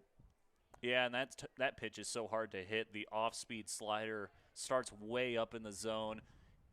You almost always have to let that go. Good. So, like that take from Schlotterback. The 1-1 is fouled back over the left side grandstands. That was almost, as our PA announcer Danny said, almost hit our food truck that's over here, the Quesadilla King. But 1-2 now, 2 outs, bases juiced for Slaughterback. Cook's 1-2 pitch, taken low, 2-2 now. It's a great take from Slaughterback. Absolutely, especially with 2 strikes. Sitting with a 1-2 count, pitcher could go anywhere. Stone Cipher able to spit on it that time, or excuse me, Schlotterback. The 2-2 swung on and fouled off to the left side. Foul ball. So we'll do 2-2 again. As I mentioned, bases are juiced. 2 outs here in the bottom of the 4th inning. Spud still leads 6-4. Let's see if Schlotterback can add on here. This is a hit right back up the middle. 1 run scores in Reeves. The center fielder misplays it, and the 2nd run scores as well. So Spuds go up 8-4 now after the 2 RBI single from Schlotterback. And that's some really professional hitting from the recent high school graduate. Absolutely. And it brings up Cal Cousins to the plate now. Yeah, very disciplined at bat from Schlotterback. 3 RBIs for him now in this one. Able to sit back, wait for his pitch, take as many pitches, fight them off, and a beautiful at bat there from Ethan Schlotterback. Cousins' first pitch, he hits it weakly into left. Left fielder able to get under it and record the 3rd out of the inning. But this inning saw some more runs for the Spuds as they go up 8-4. And we'll be right back for the top of the 5th inning here on YouTube. We'd like to thank you, Automotion and Electronics Incorporated, for sponsoring your Casper Spuds for this 2026 season and powering progress through innovation and expertise for nearly 70 years. Thank you again, Automation Electronics.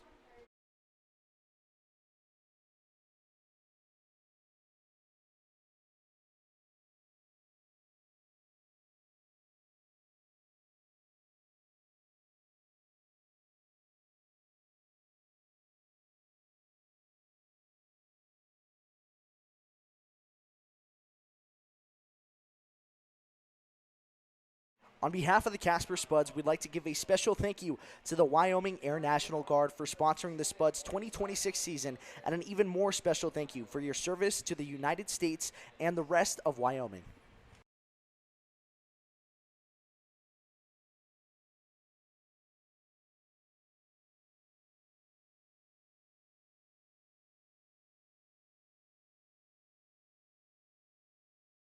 We'd like to take a brief moment to thank you, Allen and Crouch, for sponsoring the Casper Spuds and for helping supply the Casper area with petroleum for over 40 years. Now back to the purple and teal bats cracking on YouTube.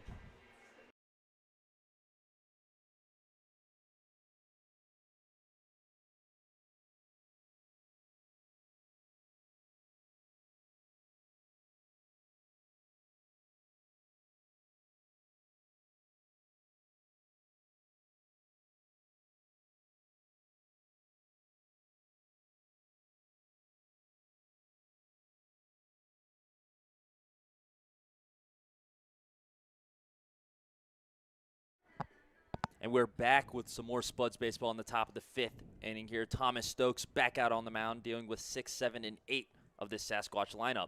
Up to play first, number 2, second baseman Malachi Lopez. So Lopez on to lead things off, 0 for 1 today. Or excuse me, 1 for 2. 1 for 2. I was looking at Kiefer, who's on deck.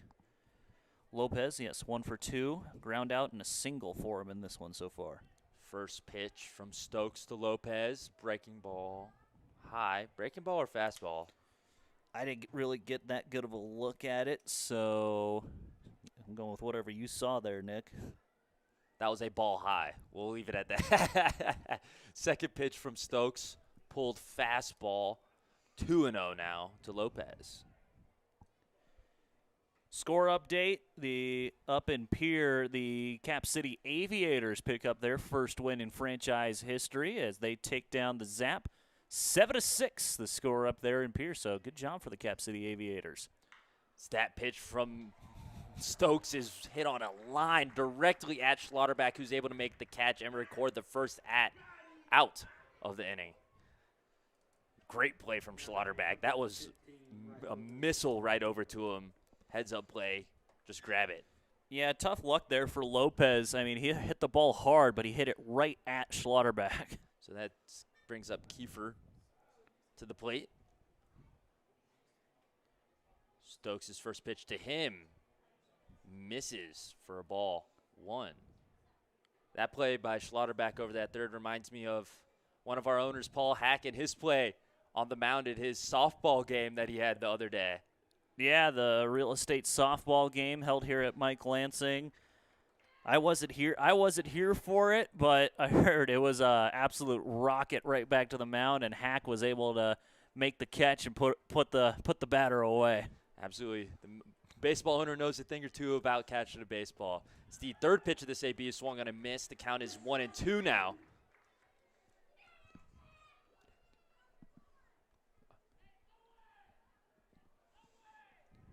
So 1-2 is the count to Kiefer. 1 out here in the top of the 5th inning. Stokes pitch high and inside for ball 2. Yeah, just let the batter know he's there. A little bit of chin music there from Stokes. Still has a pitch to play with. That he does. 2-2. Stokes set. Pitch hit weakly over towards shortstop. Wilcox ranges to his right, making a great running play. And gets the runner out at first for the second out of the inning. Yeah, great plan of attack there by Wilcox. Just run right at the ball. Great off-balance throw. 2 outs in the inning now. Brings up left fielder Braden Smith. 0 for 0 tonight with 2 walks and an RBI. That is one of the more unique stat lines I've seen, as the first pitch to him is swung on and missed. Good pitch there by Stokes. Logan, how many times have you seen 0 hits, 0 ABs, but an RBI and 2 walks? Not often. 0-1. Pitch is on the way, swung on and missed again. Beautiful off speed from Stokes, and he has quickly ahead. 0-2 in this count with 2 outs here.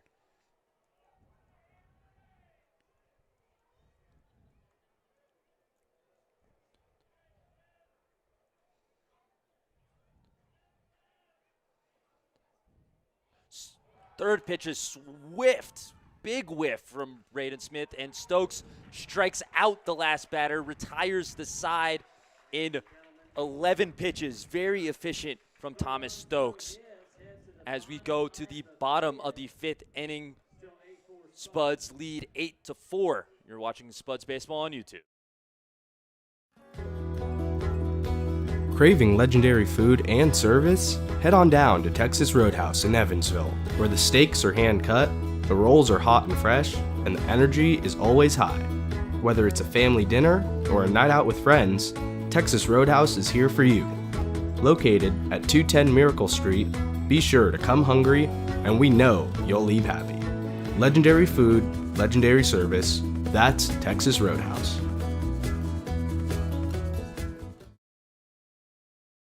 Thank you, Grizzly Excavating and Construction, for sponsoring your Spuds this season, your first and only call for quality excavation.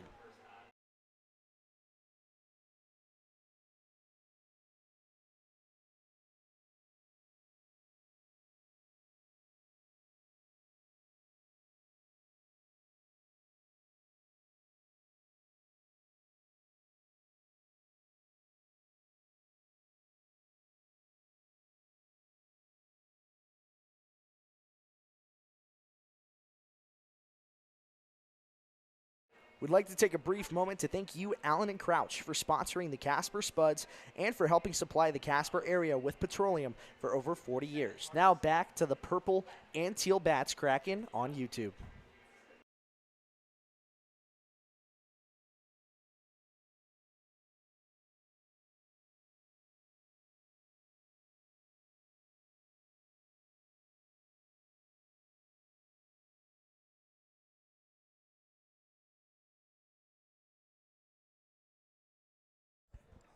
Welcome back, Tater Nation. Stone Vasic at the plate.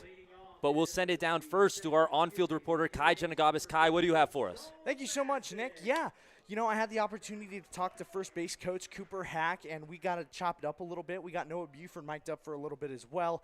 Obviously, Noah wasn't too pleased with that out that was caught in center field back in the 3rd because it was a very well-hit ball. But overall, Cooper said he really liked what he saw from Jake besides the first inning. He says Stokes is dealing right now, and also he's loving Ethan Schlotterback right now, joining the dugout for his first game as a Casper Spud. And honestly, he looks great. Even Cooper Hack himself said potential POG for tonight's matchup. Thank you, Kai. Great information. Love to hear that the new guy is getting a lot of love here at Mike Lansing Field and in Casper in his first career game with the Spuds. It's 0-2 here to Vasic as the 3rd pitch is dropped into left field for a hit. So good job there from Stone Vasic getting an 0-2 hit. As Noah Buford, the guy who our on-field reporter Kai Janagabas had mic'd up for a little bit, is up to the plate now. Second hit of the ball game for Vasic. Great stuff there from yesterday's birthday boy. Try to think of a different way to say that. Couldn't come up with anything.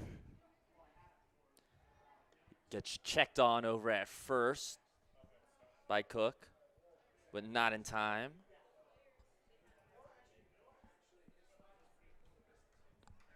So Buford still waiting on the first pitch of this AB. Here it comes.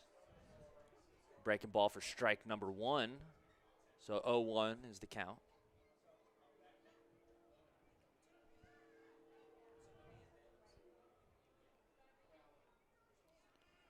Second pitch, taken high for a ball, so evens up the count at 1-1.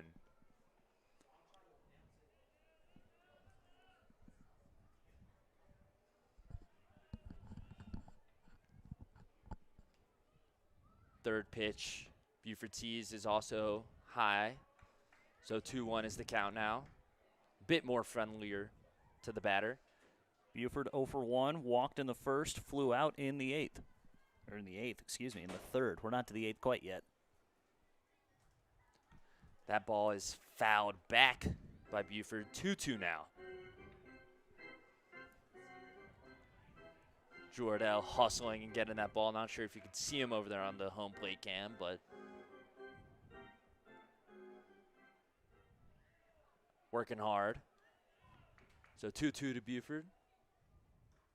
On the way. He holds up. What a take there from Buford to make the count full. Yeah, complete rainbow curveball that time. Great discipline, get the count full. Here's the time to do some damage. So full count, no one out, runner on first in the bottom of the 5th inning. Payoff pitch taken low and away for ball number 4. So runners on first and second now as the lineup turns over for Elijah Reeves.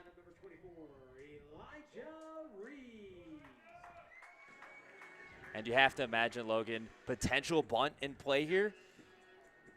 I would assume so. Reeves pretty speedy. He's also pretty tricky with the bat, and he could definitely lay down a good bunt and maybe get these bases loaded. Third and first base both playing in case of the bunt. Not showing it yet. As he awaits his first pitch. Takes a breaking ball for a strike one that catches the inside part of the plate. That was a nasty pitch there from Cook. So 0-1 to Reeves.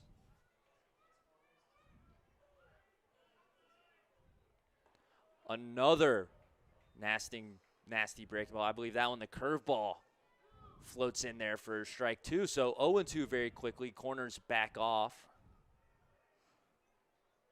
as Reeves awaits the 0-2 pitch. And here it is. It's chopped in between third and short as all the runners advance one base. Coach Cody McCrary once again learning from that early mistake where the runner was gunned out at home. So bases are juiced for arguably, once again, your best hitter so far this year, Caden Wilcox, with no one out here in the bottom of the 5th inning. Yeah, that third baseman, Torres, he just kind of got caught right in no man's land with that one. He thought the shortstop, he took a step in like he was going to go get it and then turned, thought the shortstop was going to be able to get it. Instead, it rolls into left. First pitch, Wilcox sees catches the inside part of the plate for a strike. He had to lean back a little bit. So almost figured it could have potentially been a ball, but good pitch from Cook. The 1-0 swung on and missed by Wilcox. Good breaking ball that time. 0-2 to Wilcox, and we find ourselves in a very familiar position here very quickly, Logan. That we do. So 0-2 to Wilcox. Base is juiced. Third pitch is deposited lightly right into right field. As it gets down in front of the right fielder, throw in, not in time to prevent Vasic from scoring. So Spuds go up 9-4 here in the bottom of the 5th. No one out still as it brings up the RBI leader, Hunter Billingsley, and time has come for Cook. He is being pulled. And we'll be right back as the Sasquatch have made a pitching change. But we'll be right back on YouTube. Spuds lead 9-4. Craving comfort food anytime, day or night? Head to Denny's. America's Diner is always open. Whether it's pancakes at midnight, burgers for breakfast, or coffee to fuel your day, Denny's has you covered. With friendly service, affordable prices, and something for everyone, it's the perfect spot to gather, relax, and dig in. So why wait? Swing by Denny's today, where good food and great memories are always on the menu.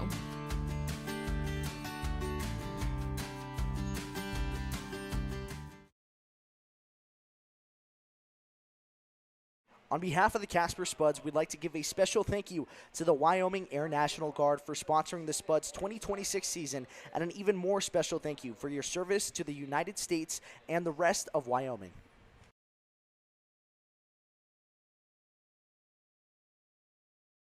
And a special thank you to Max Smokehouse for being a Spud sponsor for the 2026 season. Nobody beats their meats.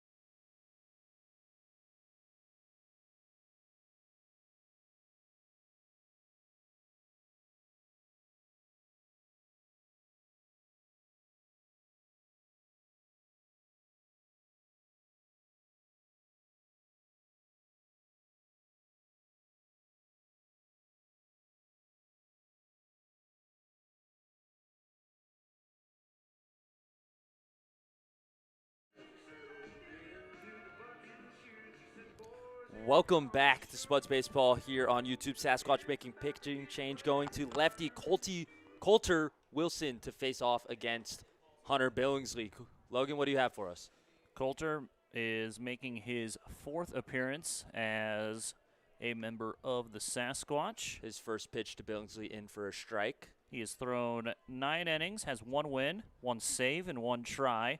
He's only given up 4 hits this season, but he's walked 7 guys and has only struck out 3 for an ERA of 2 even. Second pitch to Billingsley fouled back. So 0-2 once again to a spud here with the bases juiced. Billingsley 0 for 2, strikeout and a fly out for him, but bases loaded, nobody out. Great spot for Hunter. So 0-2 to Billingsley, nobody out. As you said, bases juiced. Also, as you said, the 0-2 pitch deposited into left field, drops right in front of the left fielder, and everyone advances 1 base again as Noah Buford comes in to score. Spuds now lead 10-4. Now we're getting into the danger zone for the Sasquatch right now. Currently down by 6 runs. And now the Spuds have the bases loaded. Still nobody out. Kind of feel like feel like you have your backs against the wall right now. Definitely a little bit as David Denon comes up to the plate. His first pitch he sees is hit foul towards the right field side. Just a little bit foul. David and I have joked often about his inability to hit opposite field. He's done a lot better with that since we've first talked about it. Was looking to do it there as well, but doesn't. So 0-1 is the count. Yeah, you know he's been working pretty diligently about being able to hit to all sides of the field, and it's starting to pay off for him. He's hitting the ball hard, and he's really coming around here in Casper. 0-1 to Denon, taken well outside for the first ball. That was a fantastic play by Bentonko, excuse me. I must be hungry or something. It might be the Quesadilla King food truck, but I keep calling him taco by accident. Yeah, Bentonko is... As that pitch is fouled to the cages over there by David Denon.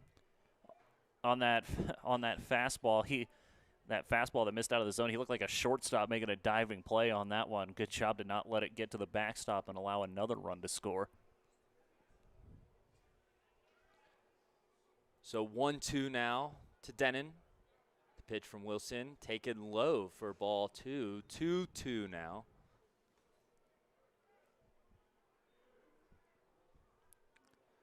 Wilson pitched 12 innings last year for Regis University.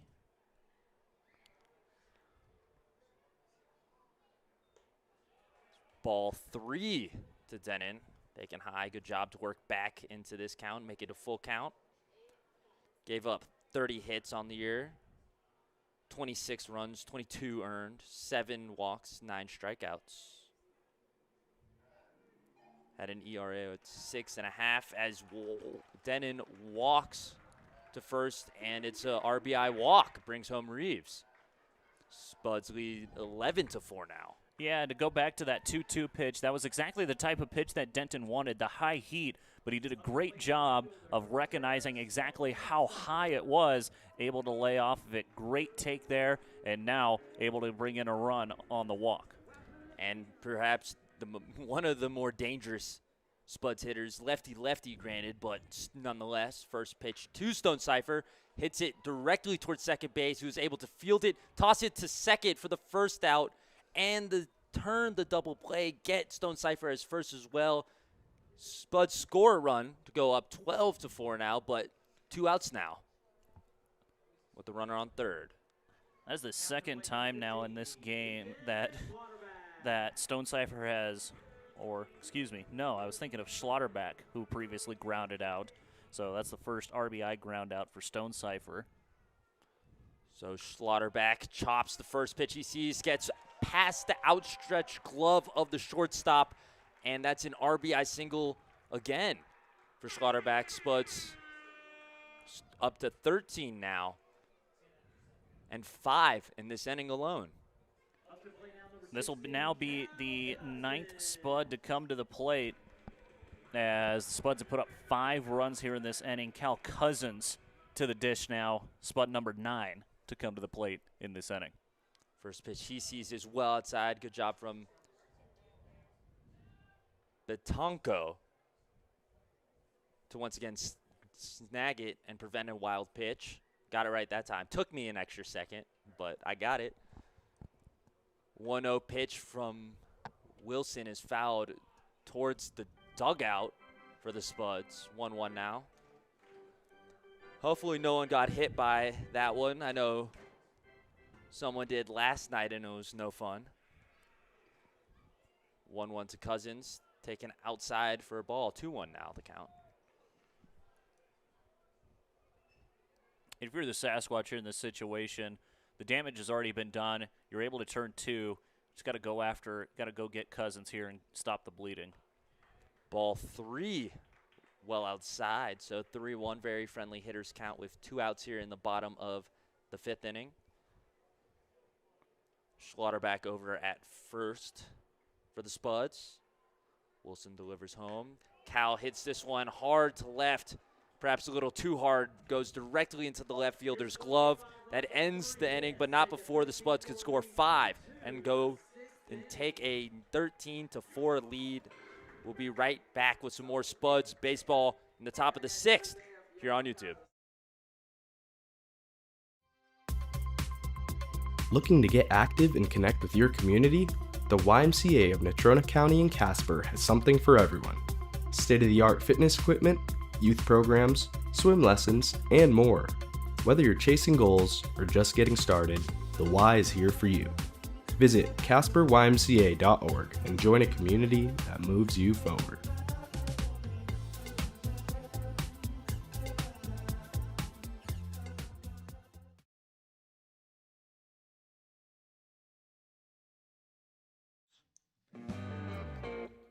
When it comes to reliable infrastructure, Dura-Line and Casper is leading the way. As a trusted manufacturer of high-performance conduit and cable protection, Dura-Line helps power the connections that keep Wyoming and the world running strong. From broadband to energy, their innovative solutions are built to last in any environment. Represented in Casper, trusted everywhere, Dura-Line, creating connections that matter.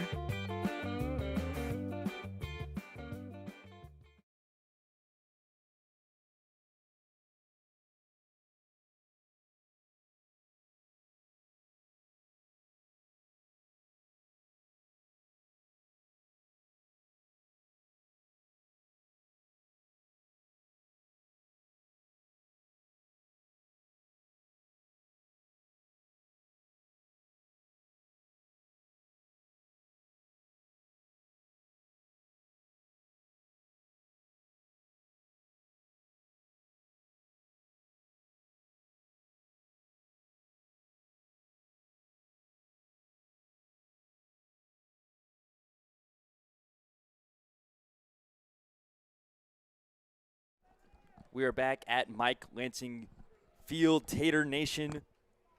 Thomas Stokes back on the mound. And number 3 in the plate for the Sasquatch. Fewer, I believe. Yeah, Ben Fewer at the plate. And why not for Stokes? He's been killing it these last couple of innings. First pitch is low. 1-0 the count. He might be a player of the game candidate, old Thomas Stokes. So the 1-0 pitch swung on, fouled. That ball is headed right towards the clubhouse. Lands a bit short. Saw some kid running after it. Hope he gets to keep that ball as a souvenir. But Stokes is able to even up the count. 1-1 now. Stokes threw 2 innings and some change, 25 pitches. That ball's fouled off towards the batting cages. 1-2 to Fewer.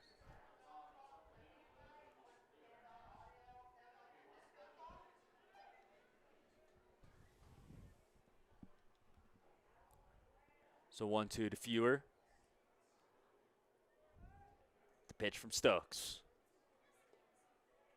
Taken for ball number 2. That one was a bit low. So we have a defensive replacement Number 2, Andrew Witt in at second base for Cal Cousins. The 2-2 pitch from Stokes. Swung on, chopped towards the third base side, stays foul. So we'll do 2-2 again.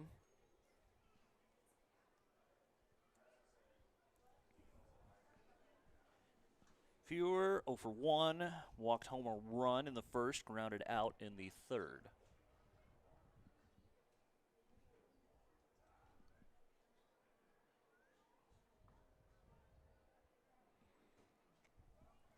So 2-2 again to Fewer. Pitch from Stokes. Fastball yanked a little bit in the dirt. Count runs full.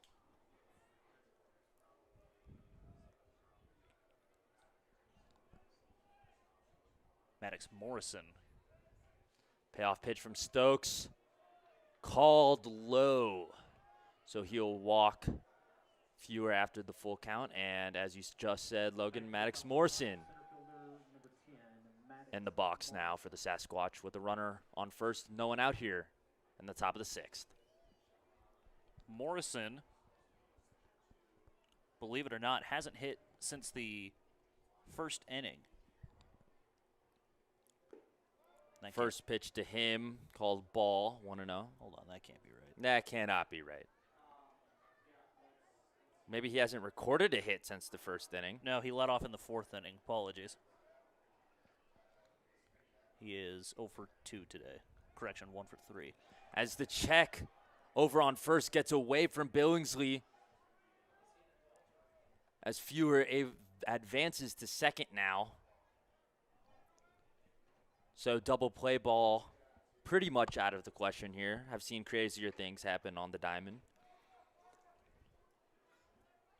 But runner in scoring position for the Sasquatch with no one out.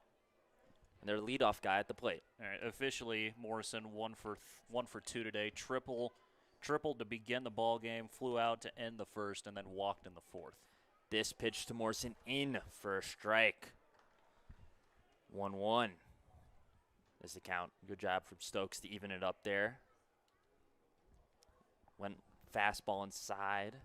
Froze Morrison up a little bit. Maybe crossed David Denon behind the dish. Stokes keeps looking back at the runner on second. Delivers the pitch home. Called strike 2. Good pitch from Stokes. So 1-2 to Morrison.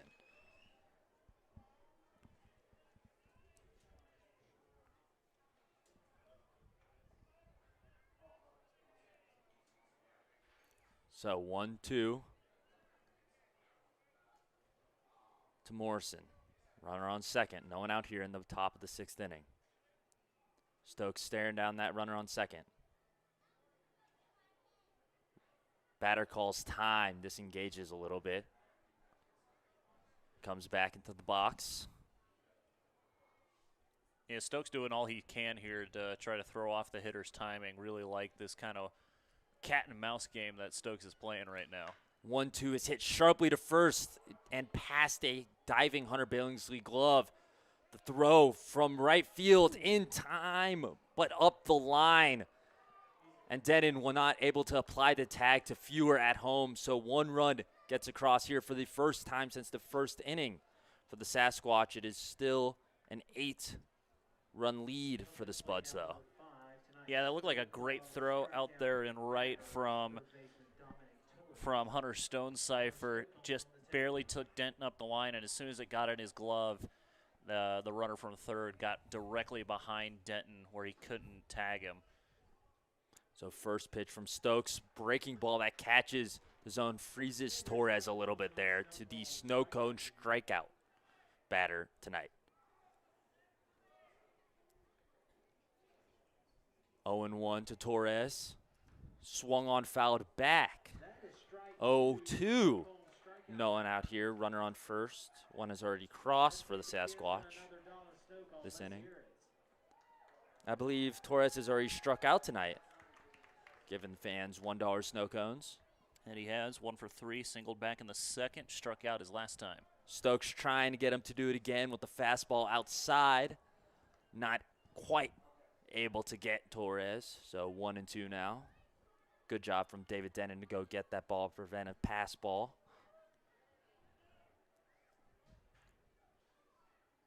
The 1-2. Swung on and fouled into the first row of the grandstands on the right side. Great pitch there by Stokes. Completely jammed Torres on that one and just had nothing, could do nothing but foul that pitch off. See if he's able to do it again on another 1-2. The pitch. Inside to Torres, 2-2 now. I don't hate it trying to freeze him with a front door. That's front door, right? No, that's back door. Yeah, good curveball there by Stokes. Thanks, Logan. So 2-2. Checks on the runner over at first. This time it finds the glove of Billingsley.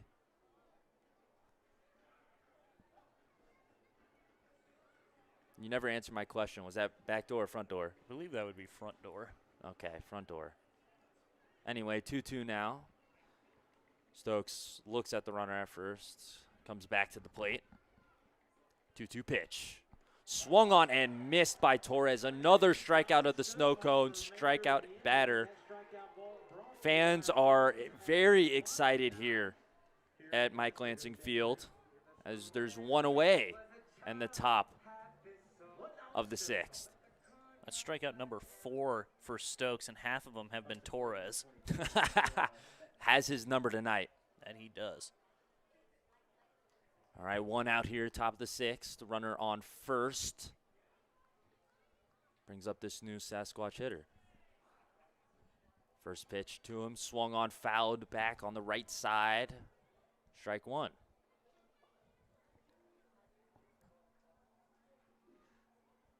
Yeah, Noah Batenko at the plate right now. Is coming into this at bat, 0 for 2. Walk, strikeout, and reach via error. Second pitch to him. Fly ball to right. Stone Cipher able to get underneath it and record the second out of the inning. So after giving up that run, it's been 2 outs for Stokes. Yeah, great bounce back there for Stokes. Crew Moeller to the dish now. After, as he said, seeing the first 2 guys get on base, he's done a good job here to shut the door and has a chance to limit the damage. Only 1 run coming across and leave another guy stranded. First pitch to Crew Moore outside for ball 1.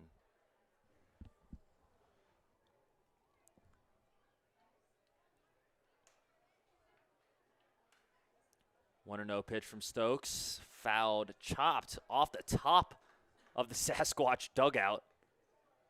Almost rolls into left field, but that is a strike all the same. So 1-1.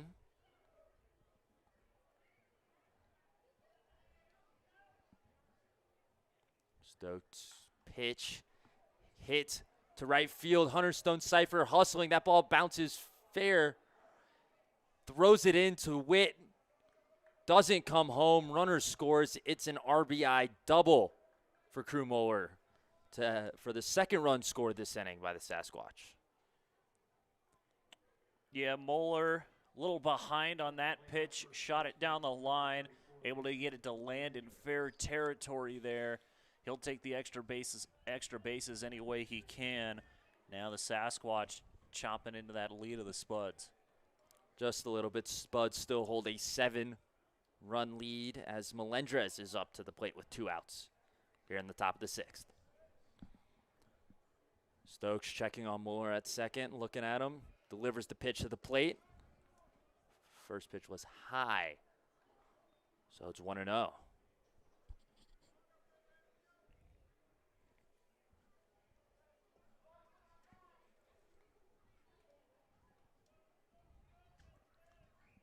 Right here, you just have to worry about the guy at the plate. You have 2 outs. Don't worry about the guy in scoring position. He does just that. Evens the count at 1. So 1-1 to Melendrez. 2 outs here, top of the 6th. Moeller on second for the Sasquatch. Stokes gets his pitch. Looks at Mower over on second. Checks on him again a third time. That pitch is swung on and missed by Mower. Looked to be over it a good bit. So 1-2 to Melendrez. Yeah, Melendrez, I think he was thinking fastball there, saw something high, and then it cut away from him, and there wasn't much. He was kind of left out to dry after swinging at that. So 1-2, 2 outs. See what Stokes does here. The pitch. Strike 3 looking. Once again, Stokes ends the inning with the strikeout. Hits another skadoosh.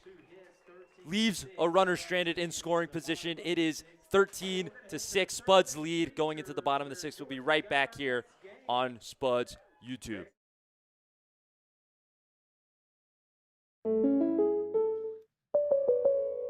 Life in Casper can throw you curveballs, blizzards, hailstorms, or the unexpected fender bender. That's why your local State Farm agents are here, ready to help you and protect what matters most. From auto and home to life and business, they've got you covered. Visit your Casper agent today and get the coverage you deserve. Local support you can count on. Like a good neighbor, State Farm is there.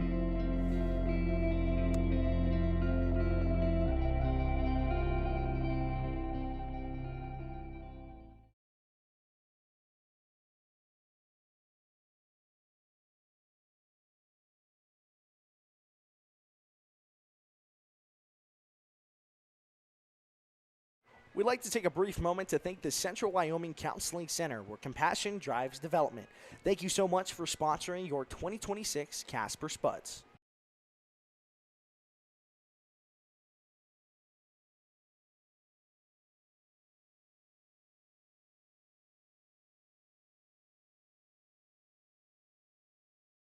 And a special thank you to Max Smokehouse for being a Spud sponsor for the 2026 season. Nobody beats their meats.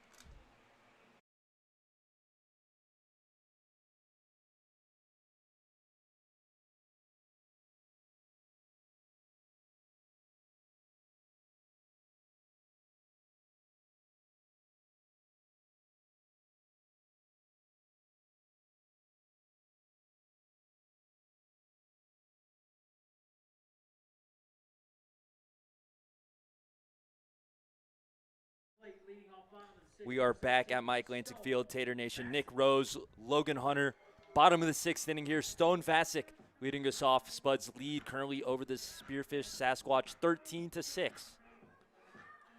Coulter Wilson still on the mound for the Sasquatch. First pitch Vasic sees is a strike. 0-1. Vasic, 2 for 3 today. Single, RBI ground out, and a single for him. Second pitch to Vasic, outside 1-1. Last time up, got an 0-2 single. So very comfortable hitter no matter the count. The 1-1 pitch, swung on, hit chopper to third. Great play by the third baseman to get that one in his glove and throw it over to first and recording the first out of the inning. Yeah, I thought that maybe was just going to barely get over the head of Torres over there at third. Great snare on the hop, and Sasquatch doing what they need to do, getting the leadoff man out. Noah Buford at the plate now.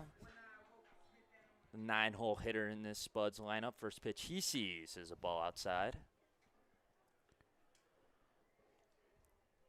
I also want to take a second and remind folks, be sure to tune in next weekend, whether it's on YouTube, Facebook, TikTok Live, whatever, as Noah Buford swings and misses at that one. 1-1 now the count.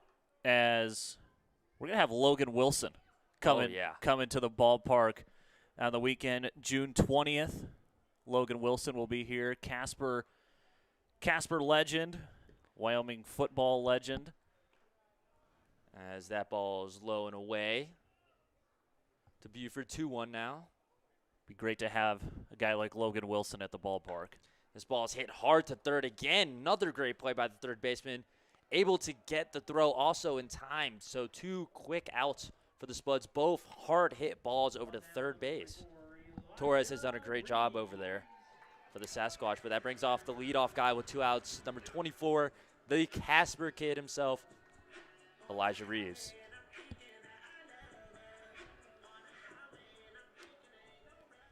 Reeves has been a tough out in this one. He is 2 for 2, couple of singles, hit with a pitch, drew a walk. First pitch he sees, he fouls back off the right side. So 0-1 to Reeves. Excuse me, not Colton Wilson on the mound. New pitcher for the Sasquatch. Number 19, not sure of his name quite yet, but we'll get that to you fans. That's the second pitch in for a strike, 0-2 to Reeves. Oh, apologies, it's still Colton Wilson. I thought he had a higher number. I was looking at his college stats. I saw 37, so it confused me a little bit. Apologies. So 0-2 to Casper Kid. Reeves holds up on a ball outside. 1-2 now. Good bat control there.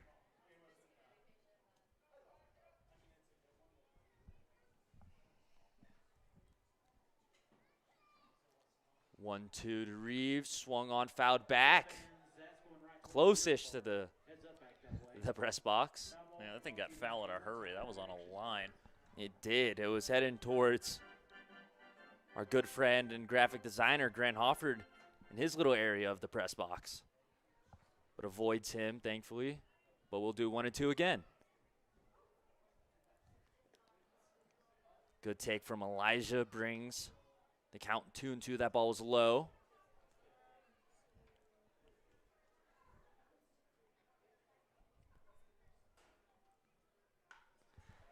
He hits this ball on a line to second off the glove. He is able to beat out the throw and is safe.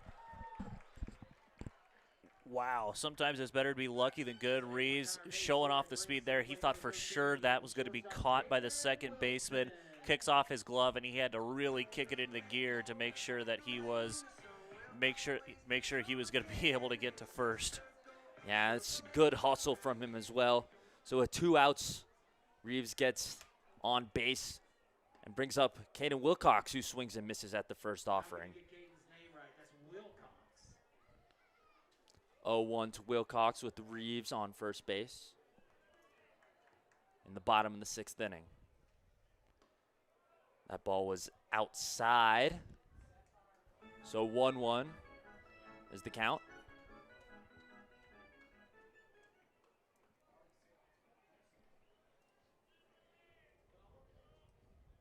One pitch outside again. 2-1 to Wilcox. That one was a little bit more outside than the last, but a ball nonetheless.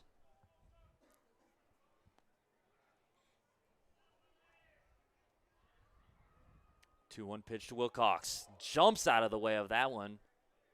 Good play by the catcher to prevent a passed ball again, but it's 3-1 now to Wilcox.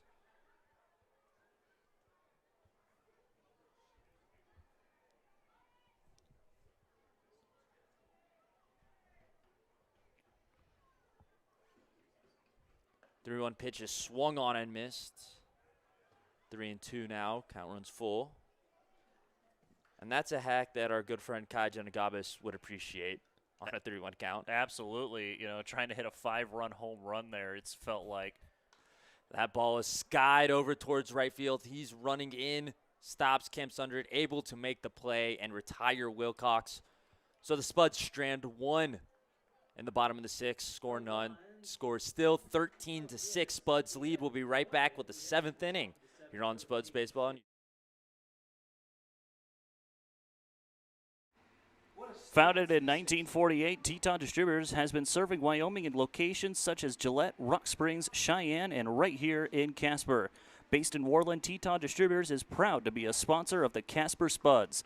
Give them a call at 307-234-2659 for all your distributing needs. Teton Distributors, proud sponsor of the Casper Spuds.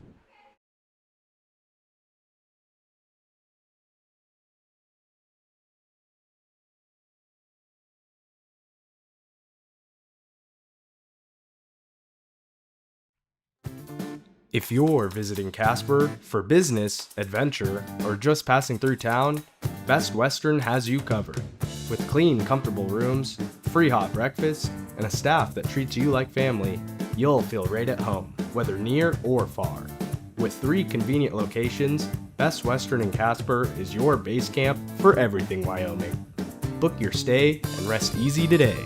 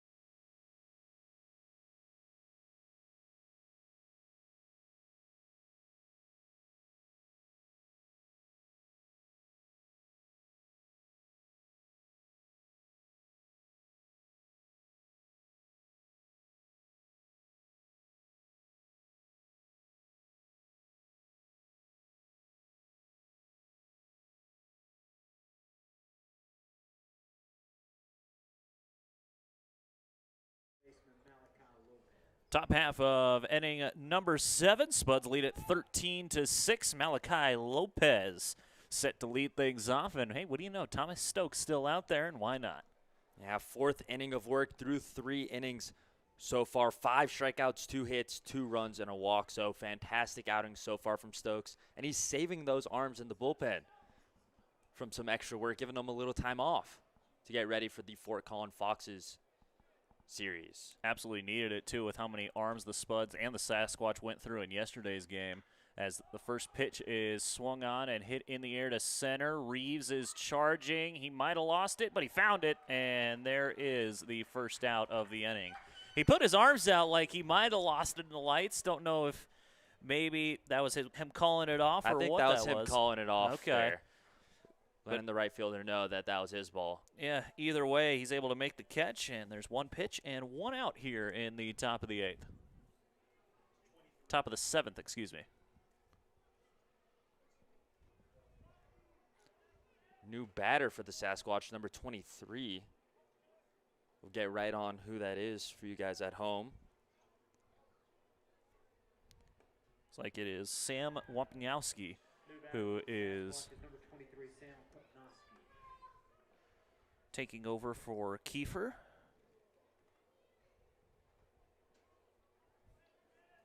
He started the game in right field yesterday. Looks like he'll be taking over in right now as Stokes behind 2-0 to Wapniowski.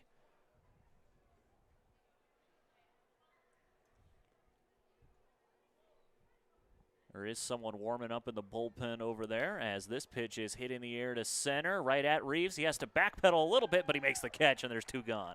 Yeah, warming up in the bullpen from our on-field reporter, Kai Janagabis, is number 9. Jonathan Mendez has been in there the last couple of innings, but Stokes has been powering through and eating these innings fantastically right now. So a couple of flyouts forced by Stokes as Bo Landoli, another pinch hitter, comes to the plate.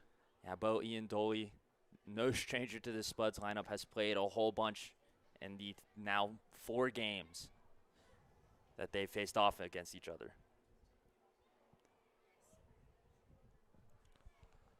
First pitch misses low, 1-0.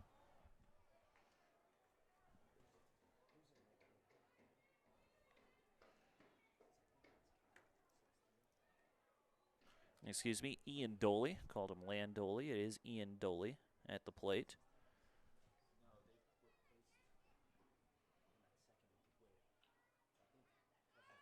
Next pitch stays high, 2-0 the count now.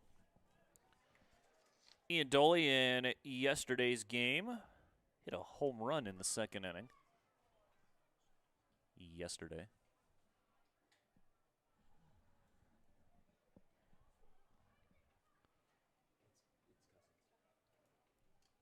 Two-oh. Good slider, catches the zone, and Stokes back in the driver's seat. Still down in the count, but gets the pitch across the zone. 2-1 the count now. And I would like to apologize really fast to fans at home. In right field for the last couple of innings has actually been Cal Cousins. He moved to right field, and the new second baseman, Andrew Witt, replaced Hunter Stone Cipher instead. So apologies on that front. Next pitch. Iandoli almost offered at it. Able to hold back 3-1.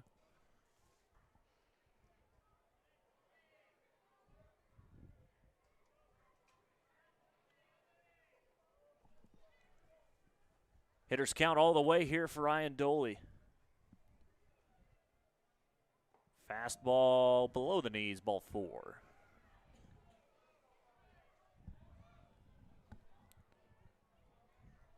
Just the second walk that Stokes has allowed. Compare that to 5 strikeouts in his outing in this one.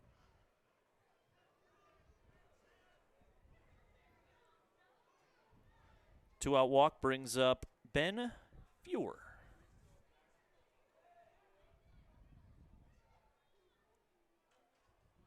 First pitch fastball catches the outer half, 0-1. Fewer 0-1 on the night. 1 RBI and 2 walks. Big shout out, Jeff. Happy birthday.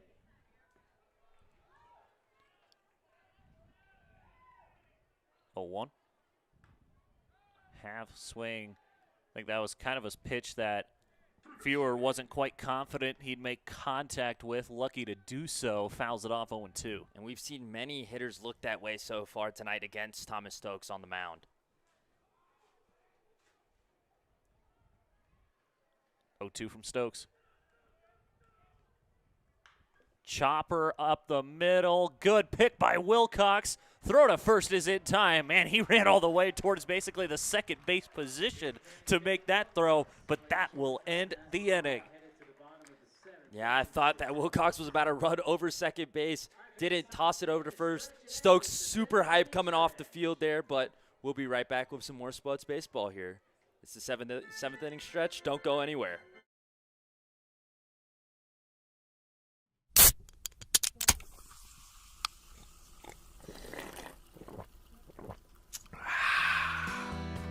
This season, fuel your Spud spirit with the crisp, refreshing taste of Pepsi, one of the official drinks of your Casper Spuds.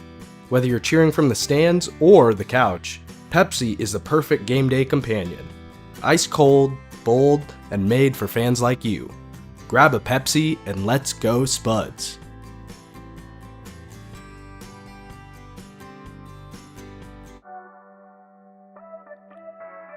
Craving legendary pizza and a family-friendly buffet? Head to the Pizza Ranch, located at 5011 East 2nd Street. Load up on hot pizza, crispy chicken, and our famous cactus bread. Perfect for family nights, team celebrations, or just feeding those cravings. Swing on by or order online at pizzaranch.com, where every meal is a hit.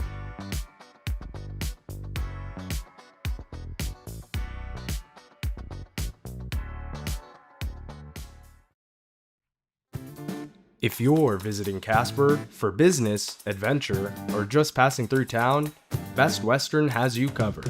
With clean, comfortable rooms, free hot breakfast, and a staff that treats you like family, you'll feel right at home, whether near or far.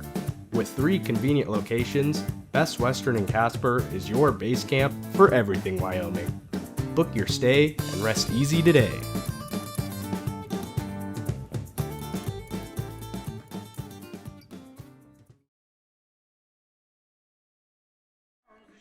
Bottom half of inning number 7 set to go.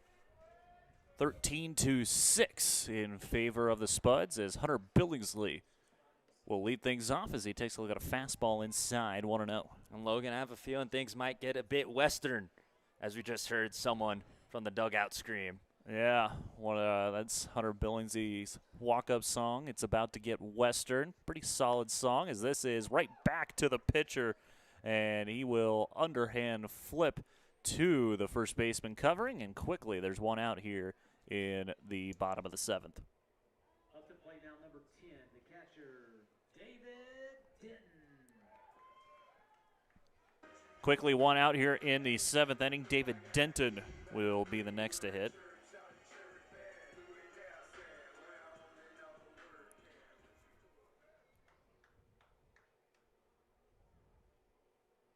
He's first pitch swinging, and that drops into the right center field gap.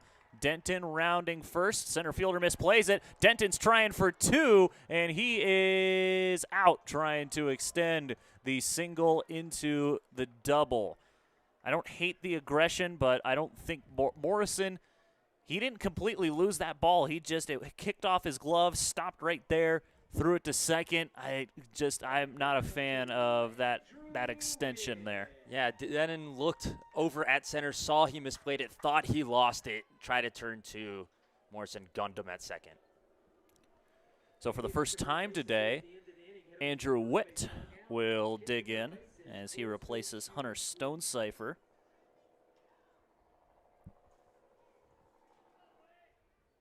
Next pitch is a fastball, hit hard but foul, 1-1.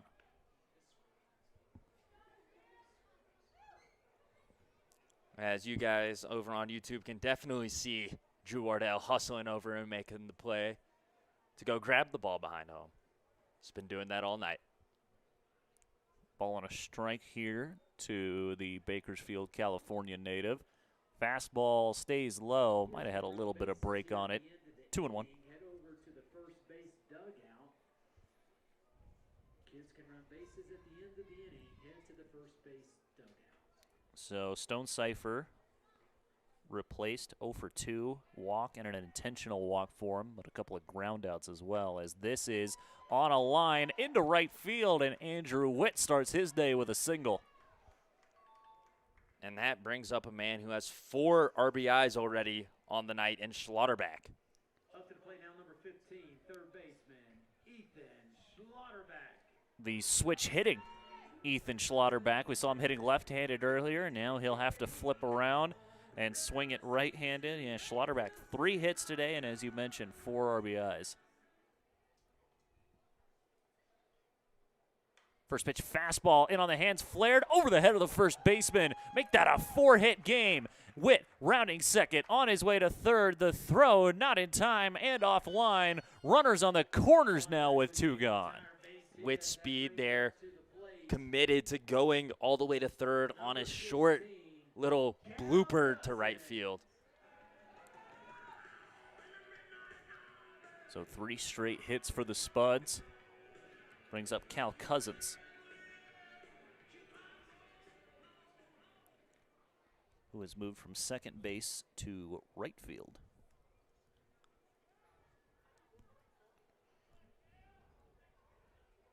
First pitch way outside, 1-0. And I believe it was Cousins who had the throw from right field for the play at the plate earlier in the game. That was not in time. Next pitch stays high, 2-0. Cal, two-way player, hasn't pitched yet this season, said he'll be pitching more towards later in July, but claims he throws harder than his older brother Dryden, who's also a Spud. 2-0, flared, foul, 2-1. And unlike Dryden, he has a base hit this season. Dryden 0 for 1 in one plate appearance. Well, we got to cut Dryden a little slack. He's not a two-way guy like Cal is. That is true, still 0 for 1. Put it in play, though. Next pitch, fastball right down the chute. Shoots it foul, 2-2. Had a little dribbler to short that he was thrown out at first on. We had good hustle on it, almost got there safely, but not quite in time. 2 balls, 2 strikes, 2 outs, 2 runners on. Deuces wild here in the bottom of the 7th. This is hit slowly on the ground to Fewer at short. He's got to hurry. The throw not in time, and it's an RBI single for Cal Cousins. That was a great job from Cousins, hustling out, digging deep there and getting to first base before the throw could reach it. Single RBI brings up number 17, DH. Pushes the score 14-6. As all of this offense has come with 2 outs, as Stone Vasic will come to the plate now. Stone 2 for 4 on the night. 1 RBI and has come across to score once. Something to think about here. We're in the bottom of the 7th as the first pitch is shot foul over towards the Spud dugout. Something to think about here. The winning run is standing on first base with it being in the bottom of the 7th, and the Spuds with an 8-run lead. Just a thought.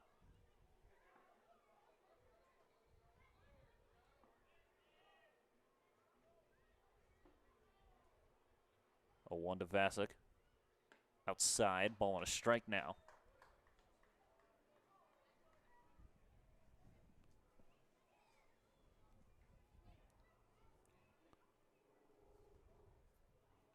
Vasic will call time.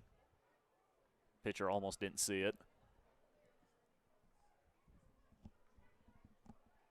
Able to step off before he got too far into his rhythm.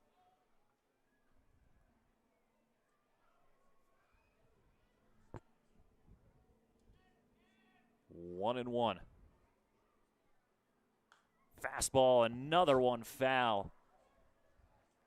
It's another couple of fastballs that Vasic has gotten here. You know, he's going to be hunting that pitch. It seems like he's making contact. Now he's seen enough to be able to time it up, it feels like. Yeah, and I believe it was earlier in the game with 2 strikes that he was able to get a single off of Wilson into right field. Runner breaks for third, swing and a miss, and that'll end the inning. So the Spuds do get a run, as we'll go to the top half of inning number 8. Is the Casper Spuds 14 and the Spearfish Sasquatch 6. You're watching Spuds Baseball here on YouTube.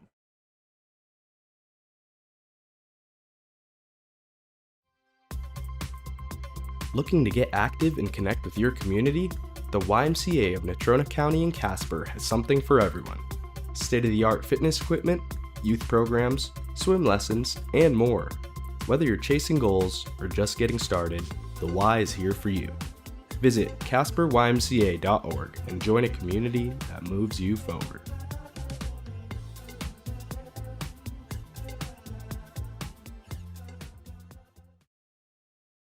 We'd like to take a brief moment to thank the Central Wyoming Counseling Center, where compassion drives development.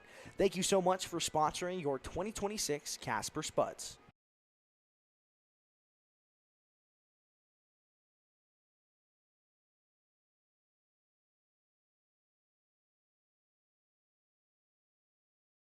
We'd like to take a brief moment to thank you, Allen and Crouch, for sponsoring the Casper Spuds and for helping supply the Casper area with petroleum for over 40 years. Now back to the purple and teal bats cracking on YouTube.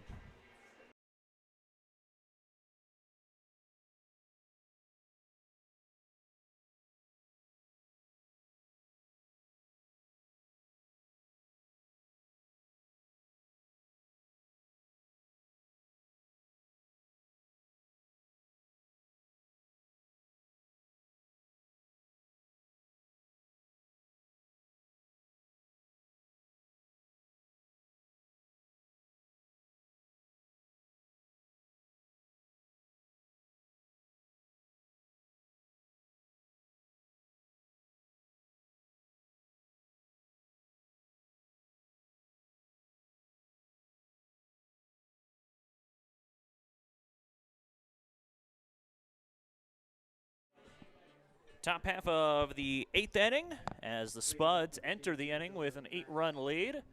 Thomas Stokes still out there on the mound as Maddox Morrison, top third of the order, due up for Spearfish.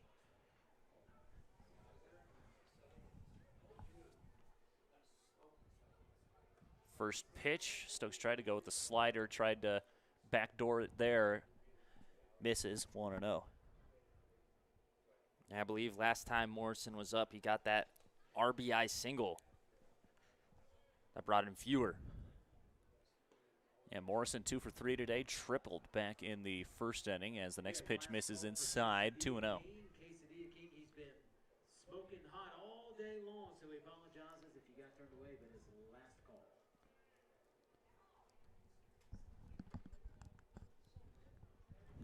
1-0 from Stokes is a fastball lifted into left center. Buford ranging, and he makes the catch, and there is out number 1.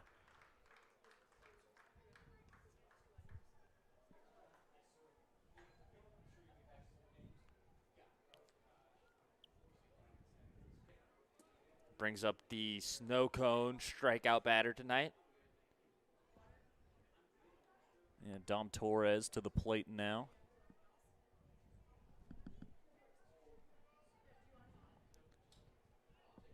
Torres 1 for 4, singled to start the second inning. Comebacker right at Thomas Stokes, and he puts it away. Saw a little fist bump there from him, too, after he got it. Fun fact, played a little bit of shortstop for the Casper Crush in high school. Back in his youth days, love it, showing off those skills right there. He was talking about a couple of days ago, he was talking about his baseball IQ, and that's really helped him out as a pitcher. And how about that, flashing the leather, that one for Stokes, as Noah Batanko will come in to hit now. 0 for 3 on the night with the walk. Reach via error back in the 4th. First pitch fastball comes inside, 1-0.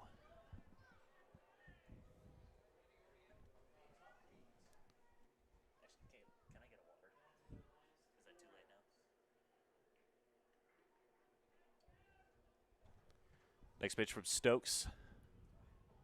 Slider way outside, 2-0 now.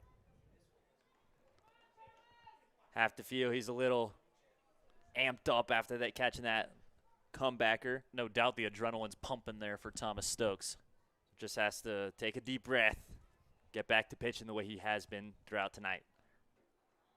This pitch shot foul. 2-1 now.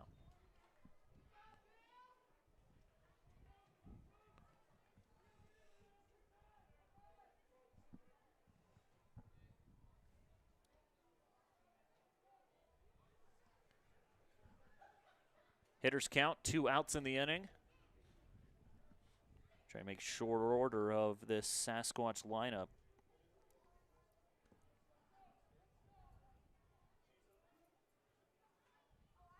2-1 slider, can't catch the corner, and it's 3-1. That was a beautiful pitch from Stokes right there, just barely missed the plate.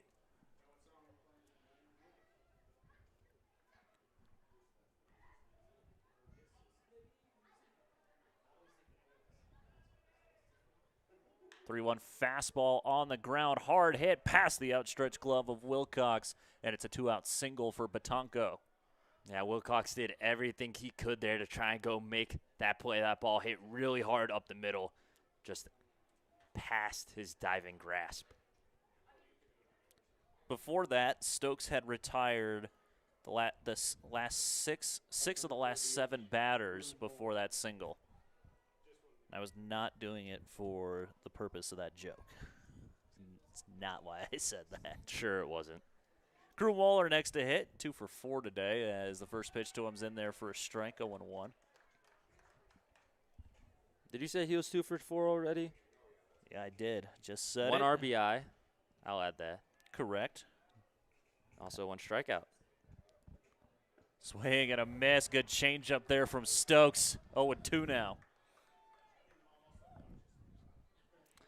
Watch out for a potential fastball high. It's pretty amped.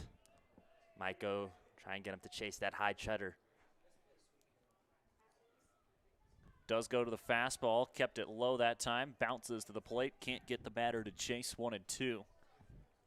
Felt like he potentially held on to that slightly longer than he initially intended. But still pitcher's count right now for him.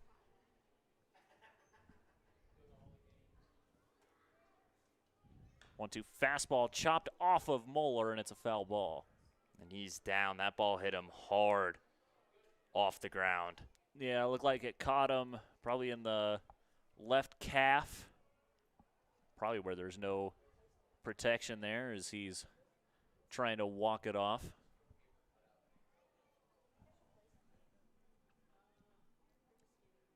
Yeah, it smokes him in the left calf after it hits hard off the ground.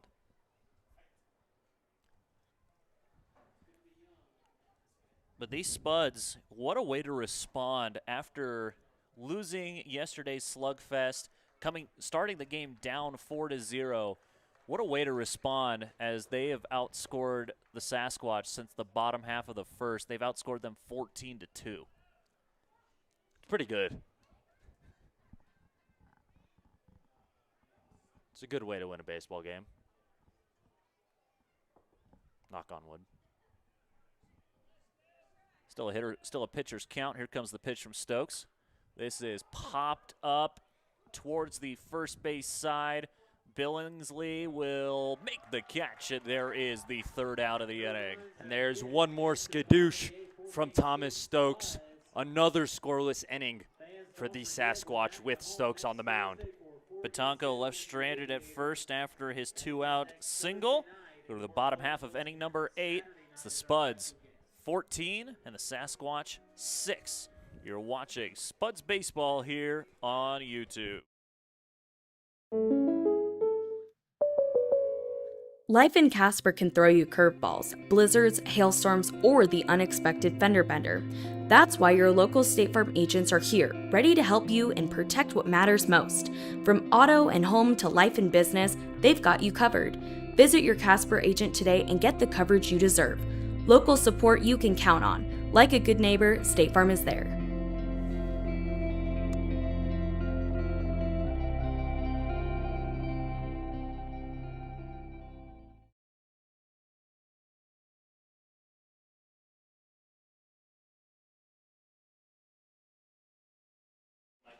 We'd like to thank you, Automotion and Electronics Incorporated, for sponsoring your Casper Spuds for this 2026 season and powering progress through innovation and expertise for nearly 70 years. Thank you again, Automation Electronics.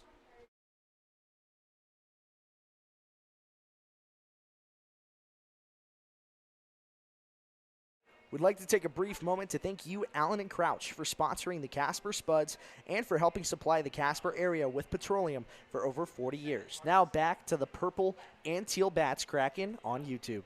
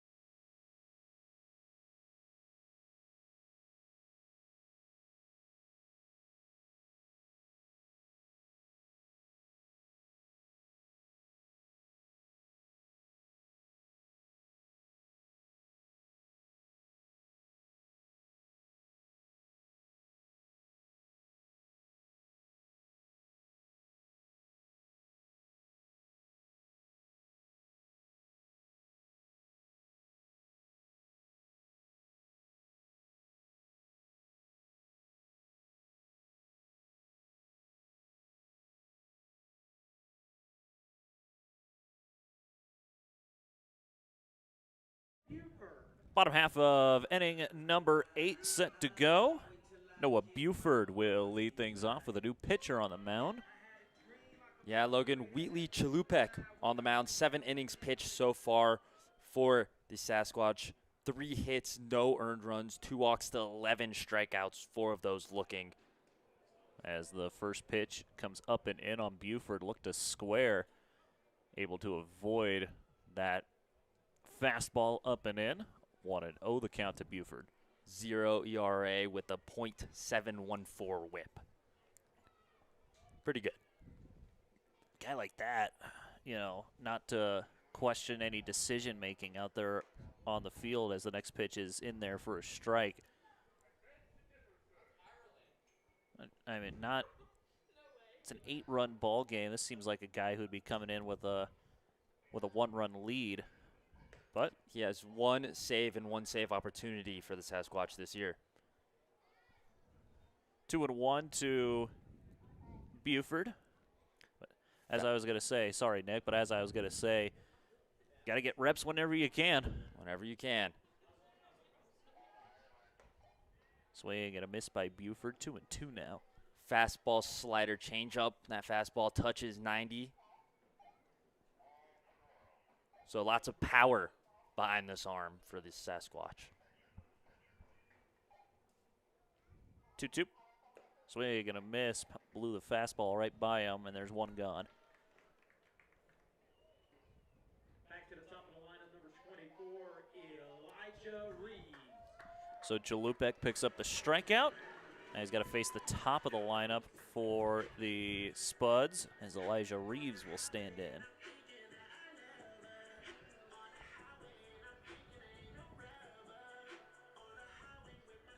Nick, I'm glancing over your computer. Am I seeing this right? Chalupek, also a two-way guy?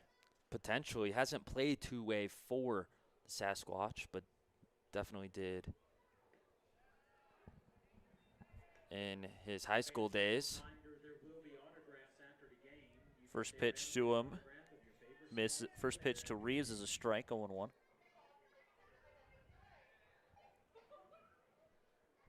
Next pitch comes up and in, tried to get the slider across the zone, 1-1. Appeared 6 times for Crowder College, 8.1 innings pitched, 11 Ks, 8.64 ERA, 1.32 whip.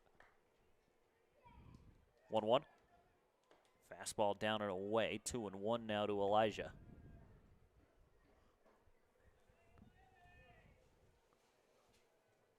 Elijah has been a tough out, 3 for 3, 3 singles and 2 walks. And 2 steals. Hard hit to short, but right at the shortstop. Good catch there by Fuhr, and there's 2 gone.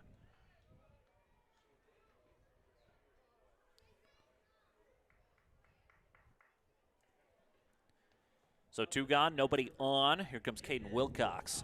2 for 4 tonight with a walk and an RBI. 3 runs scored as well. He has come around to score every time he's gotten on base. Like to see that out of your guys if you're Coach McCreary. First pitch fastball catches the outer black. It's 0-1. It was a good frame job there from the catcher. Might have caught the outside, but he really sold it with the frame.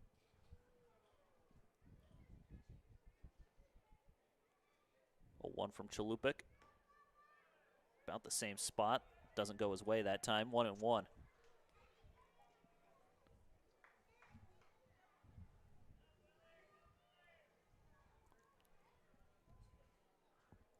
Spuds up by 8 here in the bottom of the 8th. 1-1. Swing and a miss. Wilcox gearing up for the fastball. Just missed it, and it's 1-2. Yeah, that's that high cheddar from Chalupek. Hard to touch. Especially in that spot, going that fast. Hard to hit a pitch when it's like that. 1-2 outside. Counts evened up now. 2 balls, 2 strikes.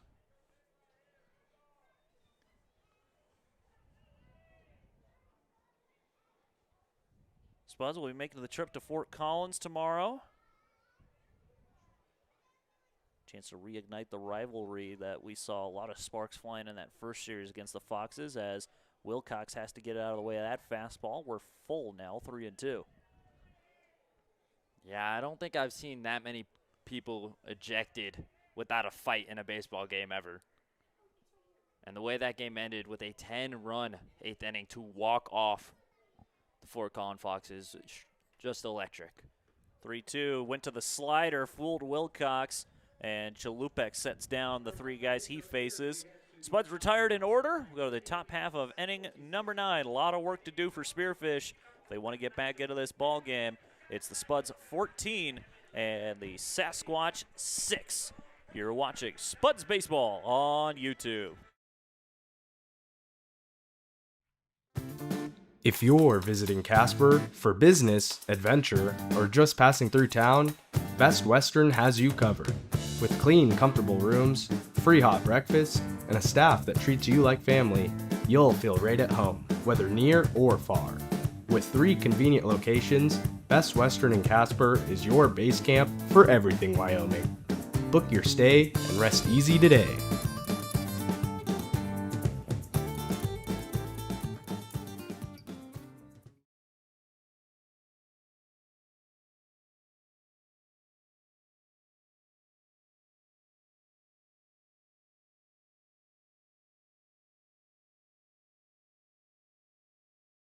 With over 20 years of experience, 5150 Heating and Air Conditioning can help you with all your HVAC needs.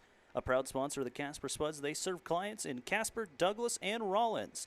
Call 307-259-0053 for all you need in heating and air conditioning. 5150 Heating and Air Conditioning, proud sponsor of the Casper Spuds.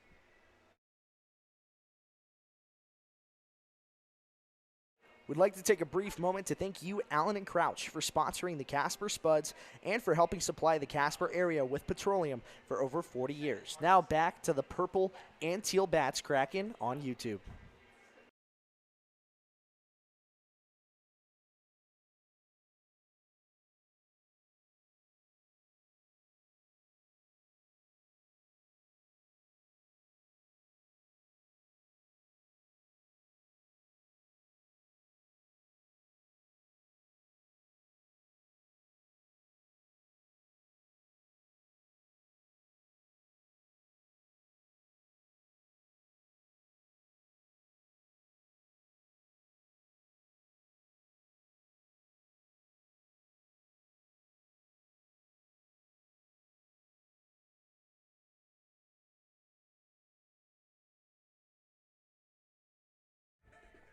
Back here at Mike Lansing Field, last chance for the Spearfish Sasquatch as we enter the top half of inning number 9. We still have number 29, Thomas Stokes, running strong on the mound. For the Spuds, Casper kid. He's come in since the 4th inning, looking for his 6th inning, and a great outing for him here. First pitch stays high, 1-0.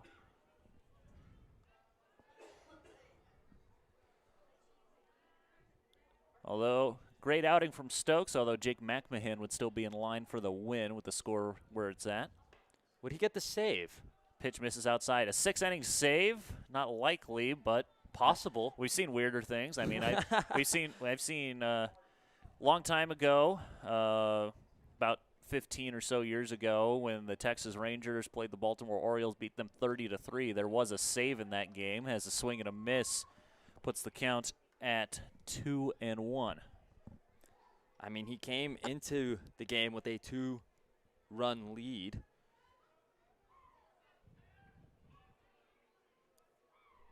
I believe. 2-1. Stays low, and it's 3-1.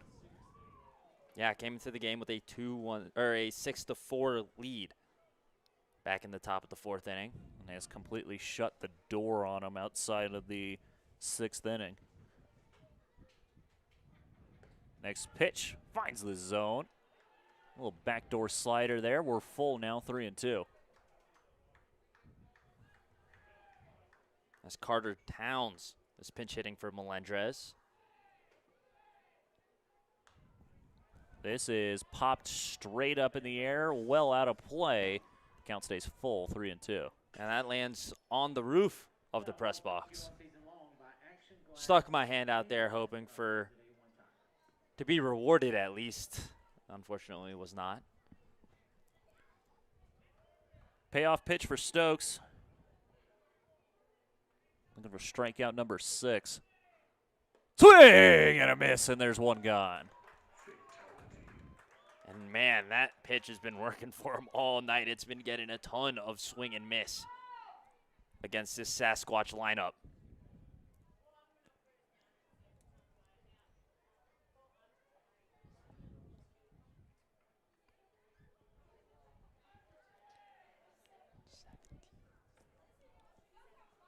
Another pinch hitter here for Spearfish.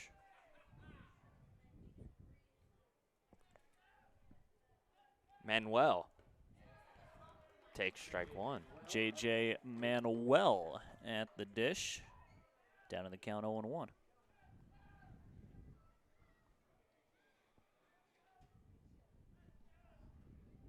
This is hit in the air and plenty foul. 0-2 now.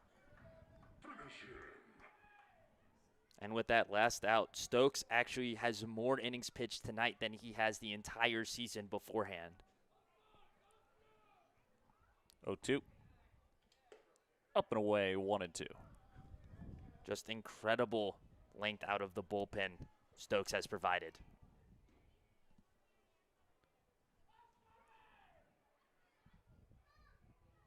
One, two. Half swing, chopped it foul, able to get up over the head of everybody. And a safe slide by Drew Wardell as he goes to collect that foul ball. Yeah, almost had a sword there. Manuel barely got a piece of it to foul it back. Stokes gets the sign, the 1-2, one more time. Good eye there by Manuel as the slider misses outside. Can't get him to chase. 2-2. Once again, still has a pitch to play with a little bit. Swing and a miss. Pulled the string on the changeup. Back-to-back Ks for Thomas Stokes. And there's 2 gone in the 9th. 7 on the night for Stokes. Fantastic job from him so far tonight. One more man potentially he has to face.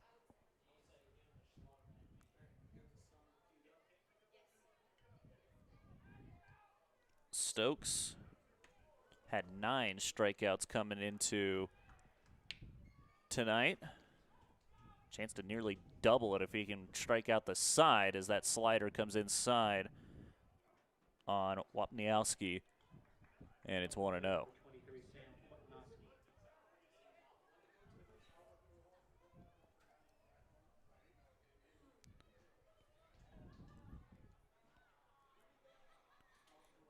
Swing and a miss. Good off speed there from Stokes. 1-1 now.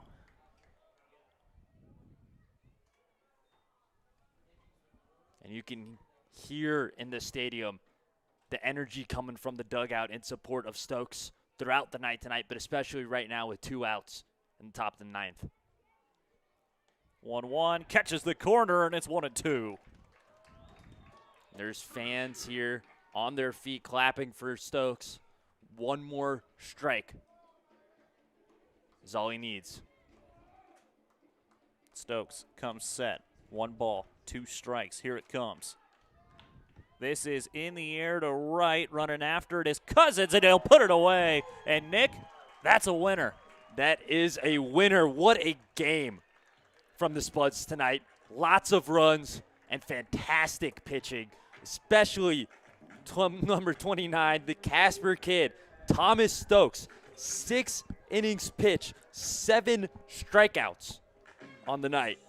What an outing for Thomas Stokes. Came in relief of Jake McMahon, came in relief of McMahon in the 4th inning and goes the rest of the way, picking up 6 innings, shutting the door, allowing just 2 runs in those 6 innings, and the Spuds win it 14-6. Absolutely, and what a debut from Ethan Schlotterbeck on the offensive side. 4 for 5 with 4 RBIs and a run for himself. Fantastic job at the plate from the young Schlotterbeck, the youngest Schlotterbeck. Looking to replicate some of the success his brother had here in the IOB and for the Spuds. That he is, and he's doing a great job of doing it. He's batting .800 after his first game. You'll love to see it, but just all in all, after the big first inning that the Spearfish Sasquatch had, Spuds absolutely able to shut the door, and what a performance, coming out with a big first inning of for themselves. Just all in all, outside of that top of the first, if you're Cody McCurry, you got to be pretty pleased with what you've seen out of your squad tonight. Absolutely. Had some of the guys come in early, as I mentioned at the beginning of this broadcast. Had pitchers come in early and throw some bullpens. Had infielders come in early and take some ground balls. You saw the success tonight. Only 1 error for this team fielding. And how about Thomas Stokes once again? 6 innings out the pen. Jake McMahon had a fantastic start as well. Gave up 4 in the first inning, but 2 scoreless after that. So we will await the arrival of our player of the game. There's some choices to make here if you're Coach McCreary, but we'll see who comes out there for tonight's player of the game. A couple of choices, we already mentioned them. Thomas Stokes, no one would be mad at that option. Ethan Schlotterbeck with his 4-hit performance, but we'll go ahead and wait and see who will join as tonight's Banner Health player of the game. We'll take a quick break and be back with our player of the game. You're watching Spuds Baseball on YouTube.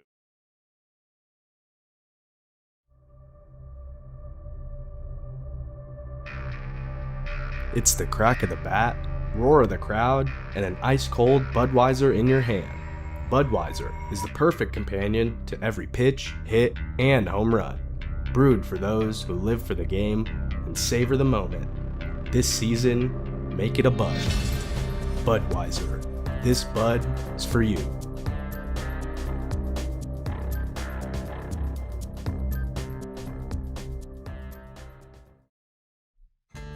Craving comfort food anytime, day or night? Head to Denny's. America's Diner is always open. Whether it's pancakes at midnight, burgers for breakfast, or coffee to fuel your day, Denny's has you covered. With friendly service, affordable prices, and something for everyone, it's the perfect spot to gather, relax, and dig in. So why wait? Swing by Denny's today, where good food and great memories are always on the menu.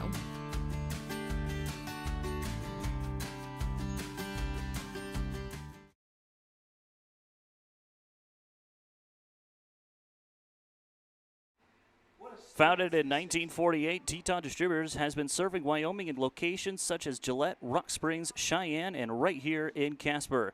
Based in Warland, Teton Distributors is proud to be a sponsor of the Casper Spuds. Give them a call at 307-234-2659 for all your distributing needs. Teton Distributors, proud sponsor of the Casper Spuds. On behalf of the Casper Spuds, we'd like to give a special thank you to the Wyoming Air National Guard for sponsoring the Spuds 2026 season, and an even more special thank you for your service to the United States and the rest of Wyoming. With over 20 years of experience, 5150 Heating and Air Conditioning can help you with all your HVAC needs. A proud sponsor of the Casper Spuds, they serve clients in Casper, Douglas, and Rawlins. Call 307-259-0053 for all you need in heating and air conditioning. 5150 Heating and Air Conditioning, proud sponsor of the Casper Spuds.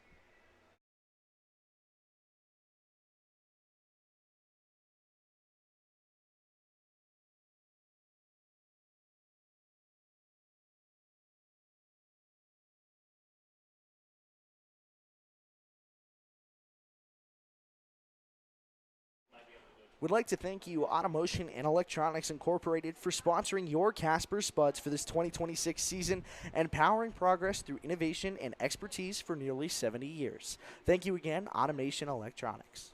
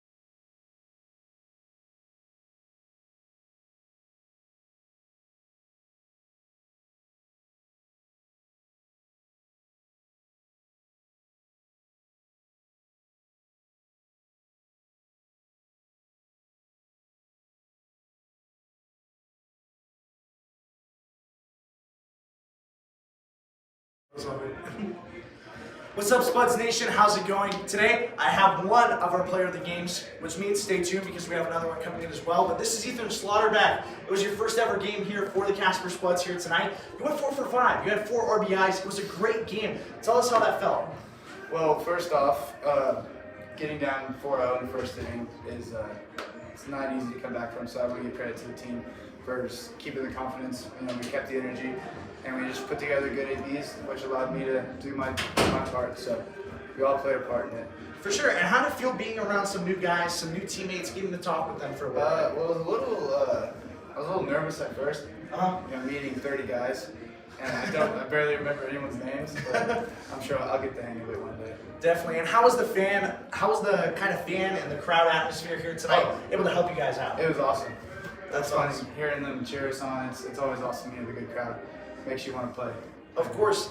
And obviously, again, huge game by you. What was kind of the mentality? I know last night we kind of talked a little bit, but you were getting dressed in the middle of the 7th inning to come in. I know you didn't get the playing time, but then you came in tonight and absolutely were one of the best players on the field. There's a reason why you're player of the game tonight. How was it kind of trying to make that quick adjustment from last night to tonight? Well, I mean, I just came off from playing high school a few days ago, so I kind of just carried over, which was kind of cool. Just keep the rhythm going. Awesome. Well, I appreciate it. Do you have a quick message to Spuds fans that get to watch you for the rest of the year? Thank you guys for coming out. Keep coming out. We appreciate y'all's support. Awesome. Thank you so much, Ethan. We appreciate it. Thank you. Great game. Spuds Nation, we got one more player of the game for you guys, so I hope you guys are ready for probably one of the best pitchers in Spuds baseball right now. Thomas Stokes. How about it? 7 Ks tonight. Great to see you. Thomas, it was a great outing. Obviously, I feel the last time you were at Mike Lansing Field, a couple of late struggles against the Spearfish, but you went back tonight, gave a couple of innings that were really solid, and 7 Ks on top of it. Walk us through the emotions and kind of how you kind of changed your mindset and your repertoire for tonight. Yeah, so obviously my last outing against Spearfish, it wasn't my cleanest, it wasn't my prettiest, so I just kind of felt like, okay, I have to come out here and compete with what I have and just let the defense work, and I feel like I did a pretty good job of that tonight. Definitely. I saw Coach Nathan kind of helping you out with a couple of things too. How impactful has he been for you and some of the rest of the pitchers on the squad this season? Nathan's awesome. He knows a lot about the game. He's a young guy, brings a lot of energy. I mean, he's a guy that you want to play for, obviously, and he's a great guy to be around. Definitely, and again, co-player of the game with Ethan Slaughterback. Plus, again, you were one of the best pitchers tonight. Obviously, Jake struggled early on in the first inning, but how did it feel kind of going back out there and picking up a couple of scoreless frames? Obviously, there was the 2 for back, I believe, back in the 5th or 6th. But besides that, overall, it was a great game. Yeah, it was fun. Obviously, like, J-Mac didn't have the start that he probably expected to, but I enjoy coming in out of the bullpen, picking guys up, and being able to come in and shut things down. So, like, when I can do that for my team, it's awesome. Awesome. And last thing before we get out of here, do you have a fan message to the fans that have come out to support you guys? Keep bringing the juice. Ballpark is absolutely electric right now. Vibes are high. People are jumping out of the seats. It's so fun. It's so great to see. Awesome. Well, thank you so much, Stokes. Yes, sir. That was a great game tonight. And I'm excited to see you on the Player of the Game graphic. Plus, too, excited to see you more on the Player of the Game graphics. I definitely know it's coming. Yes. Plus, I think Kung Fu Panda had a little bit to do with it. Yeah, a little skadoosh. Well, thank you guys so much for tuning in to Spuds Baseball. I might kick it back to the broadcast real quick before we end things off, but I appreciate you guys staying for our Players of the Game. Give them a big shout out in the chat as well. And thank you guys so much for joining Spuds Baseball on YouTube. Yeah, so great game for Thomas Stokes, and that'll do it for us here at Spuds Baseball. For Kai Jenagavis, Nick Rose, Paul and Christy Hack, everyone else involved with Spuds Baseball, thank you all for watching. Be sure to tune in next weekend on Monday. We have something a little special for you on Monday. Ball game out in Cheyenne against the Aviators. That will be our next broadcast as the Spuds take the trip down to Fort Collins.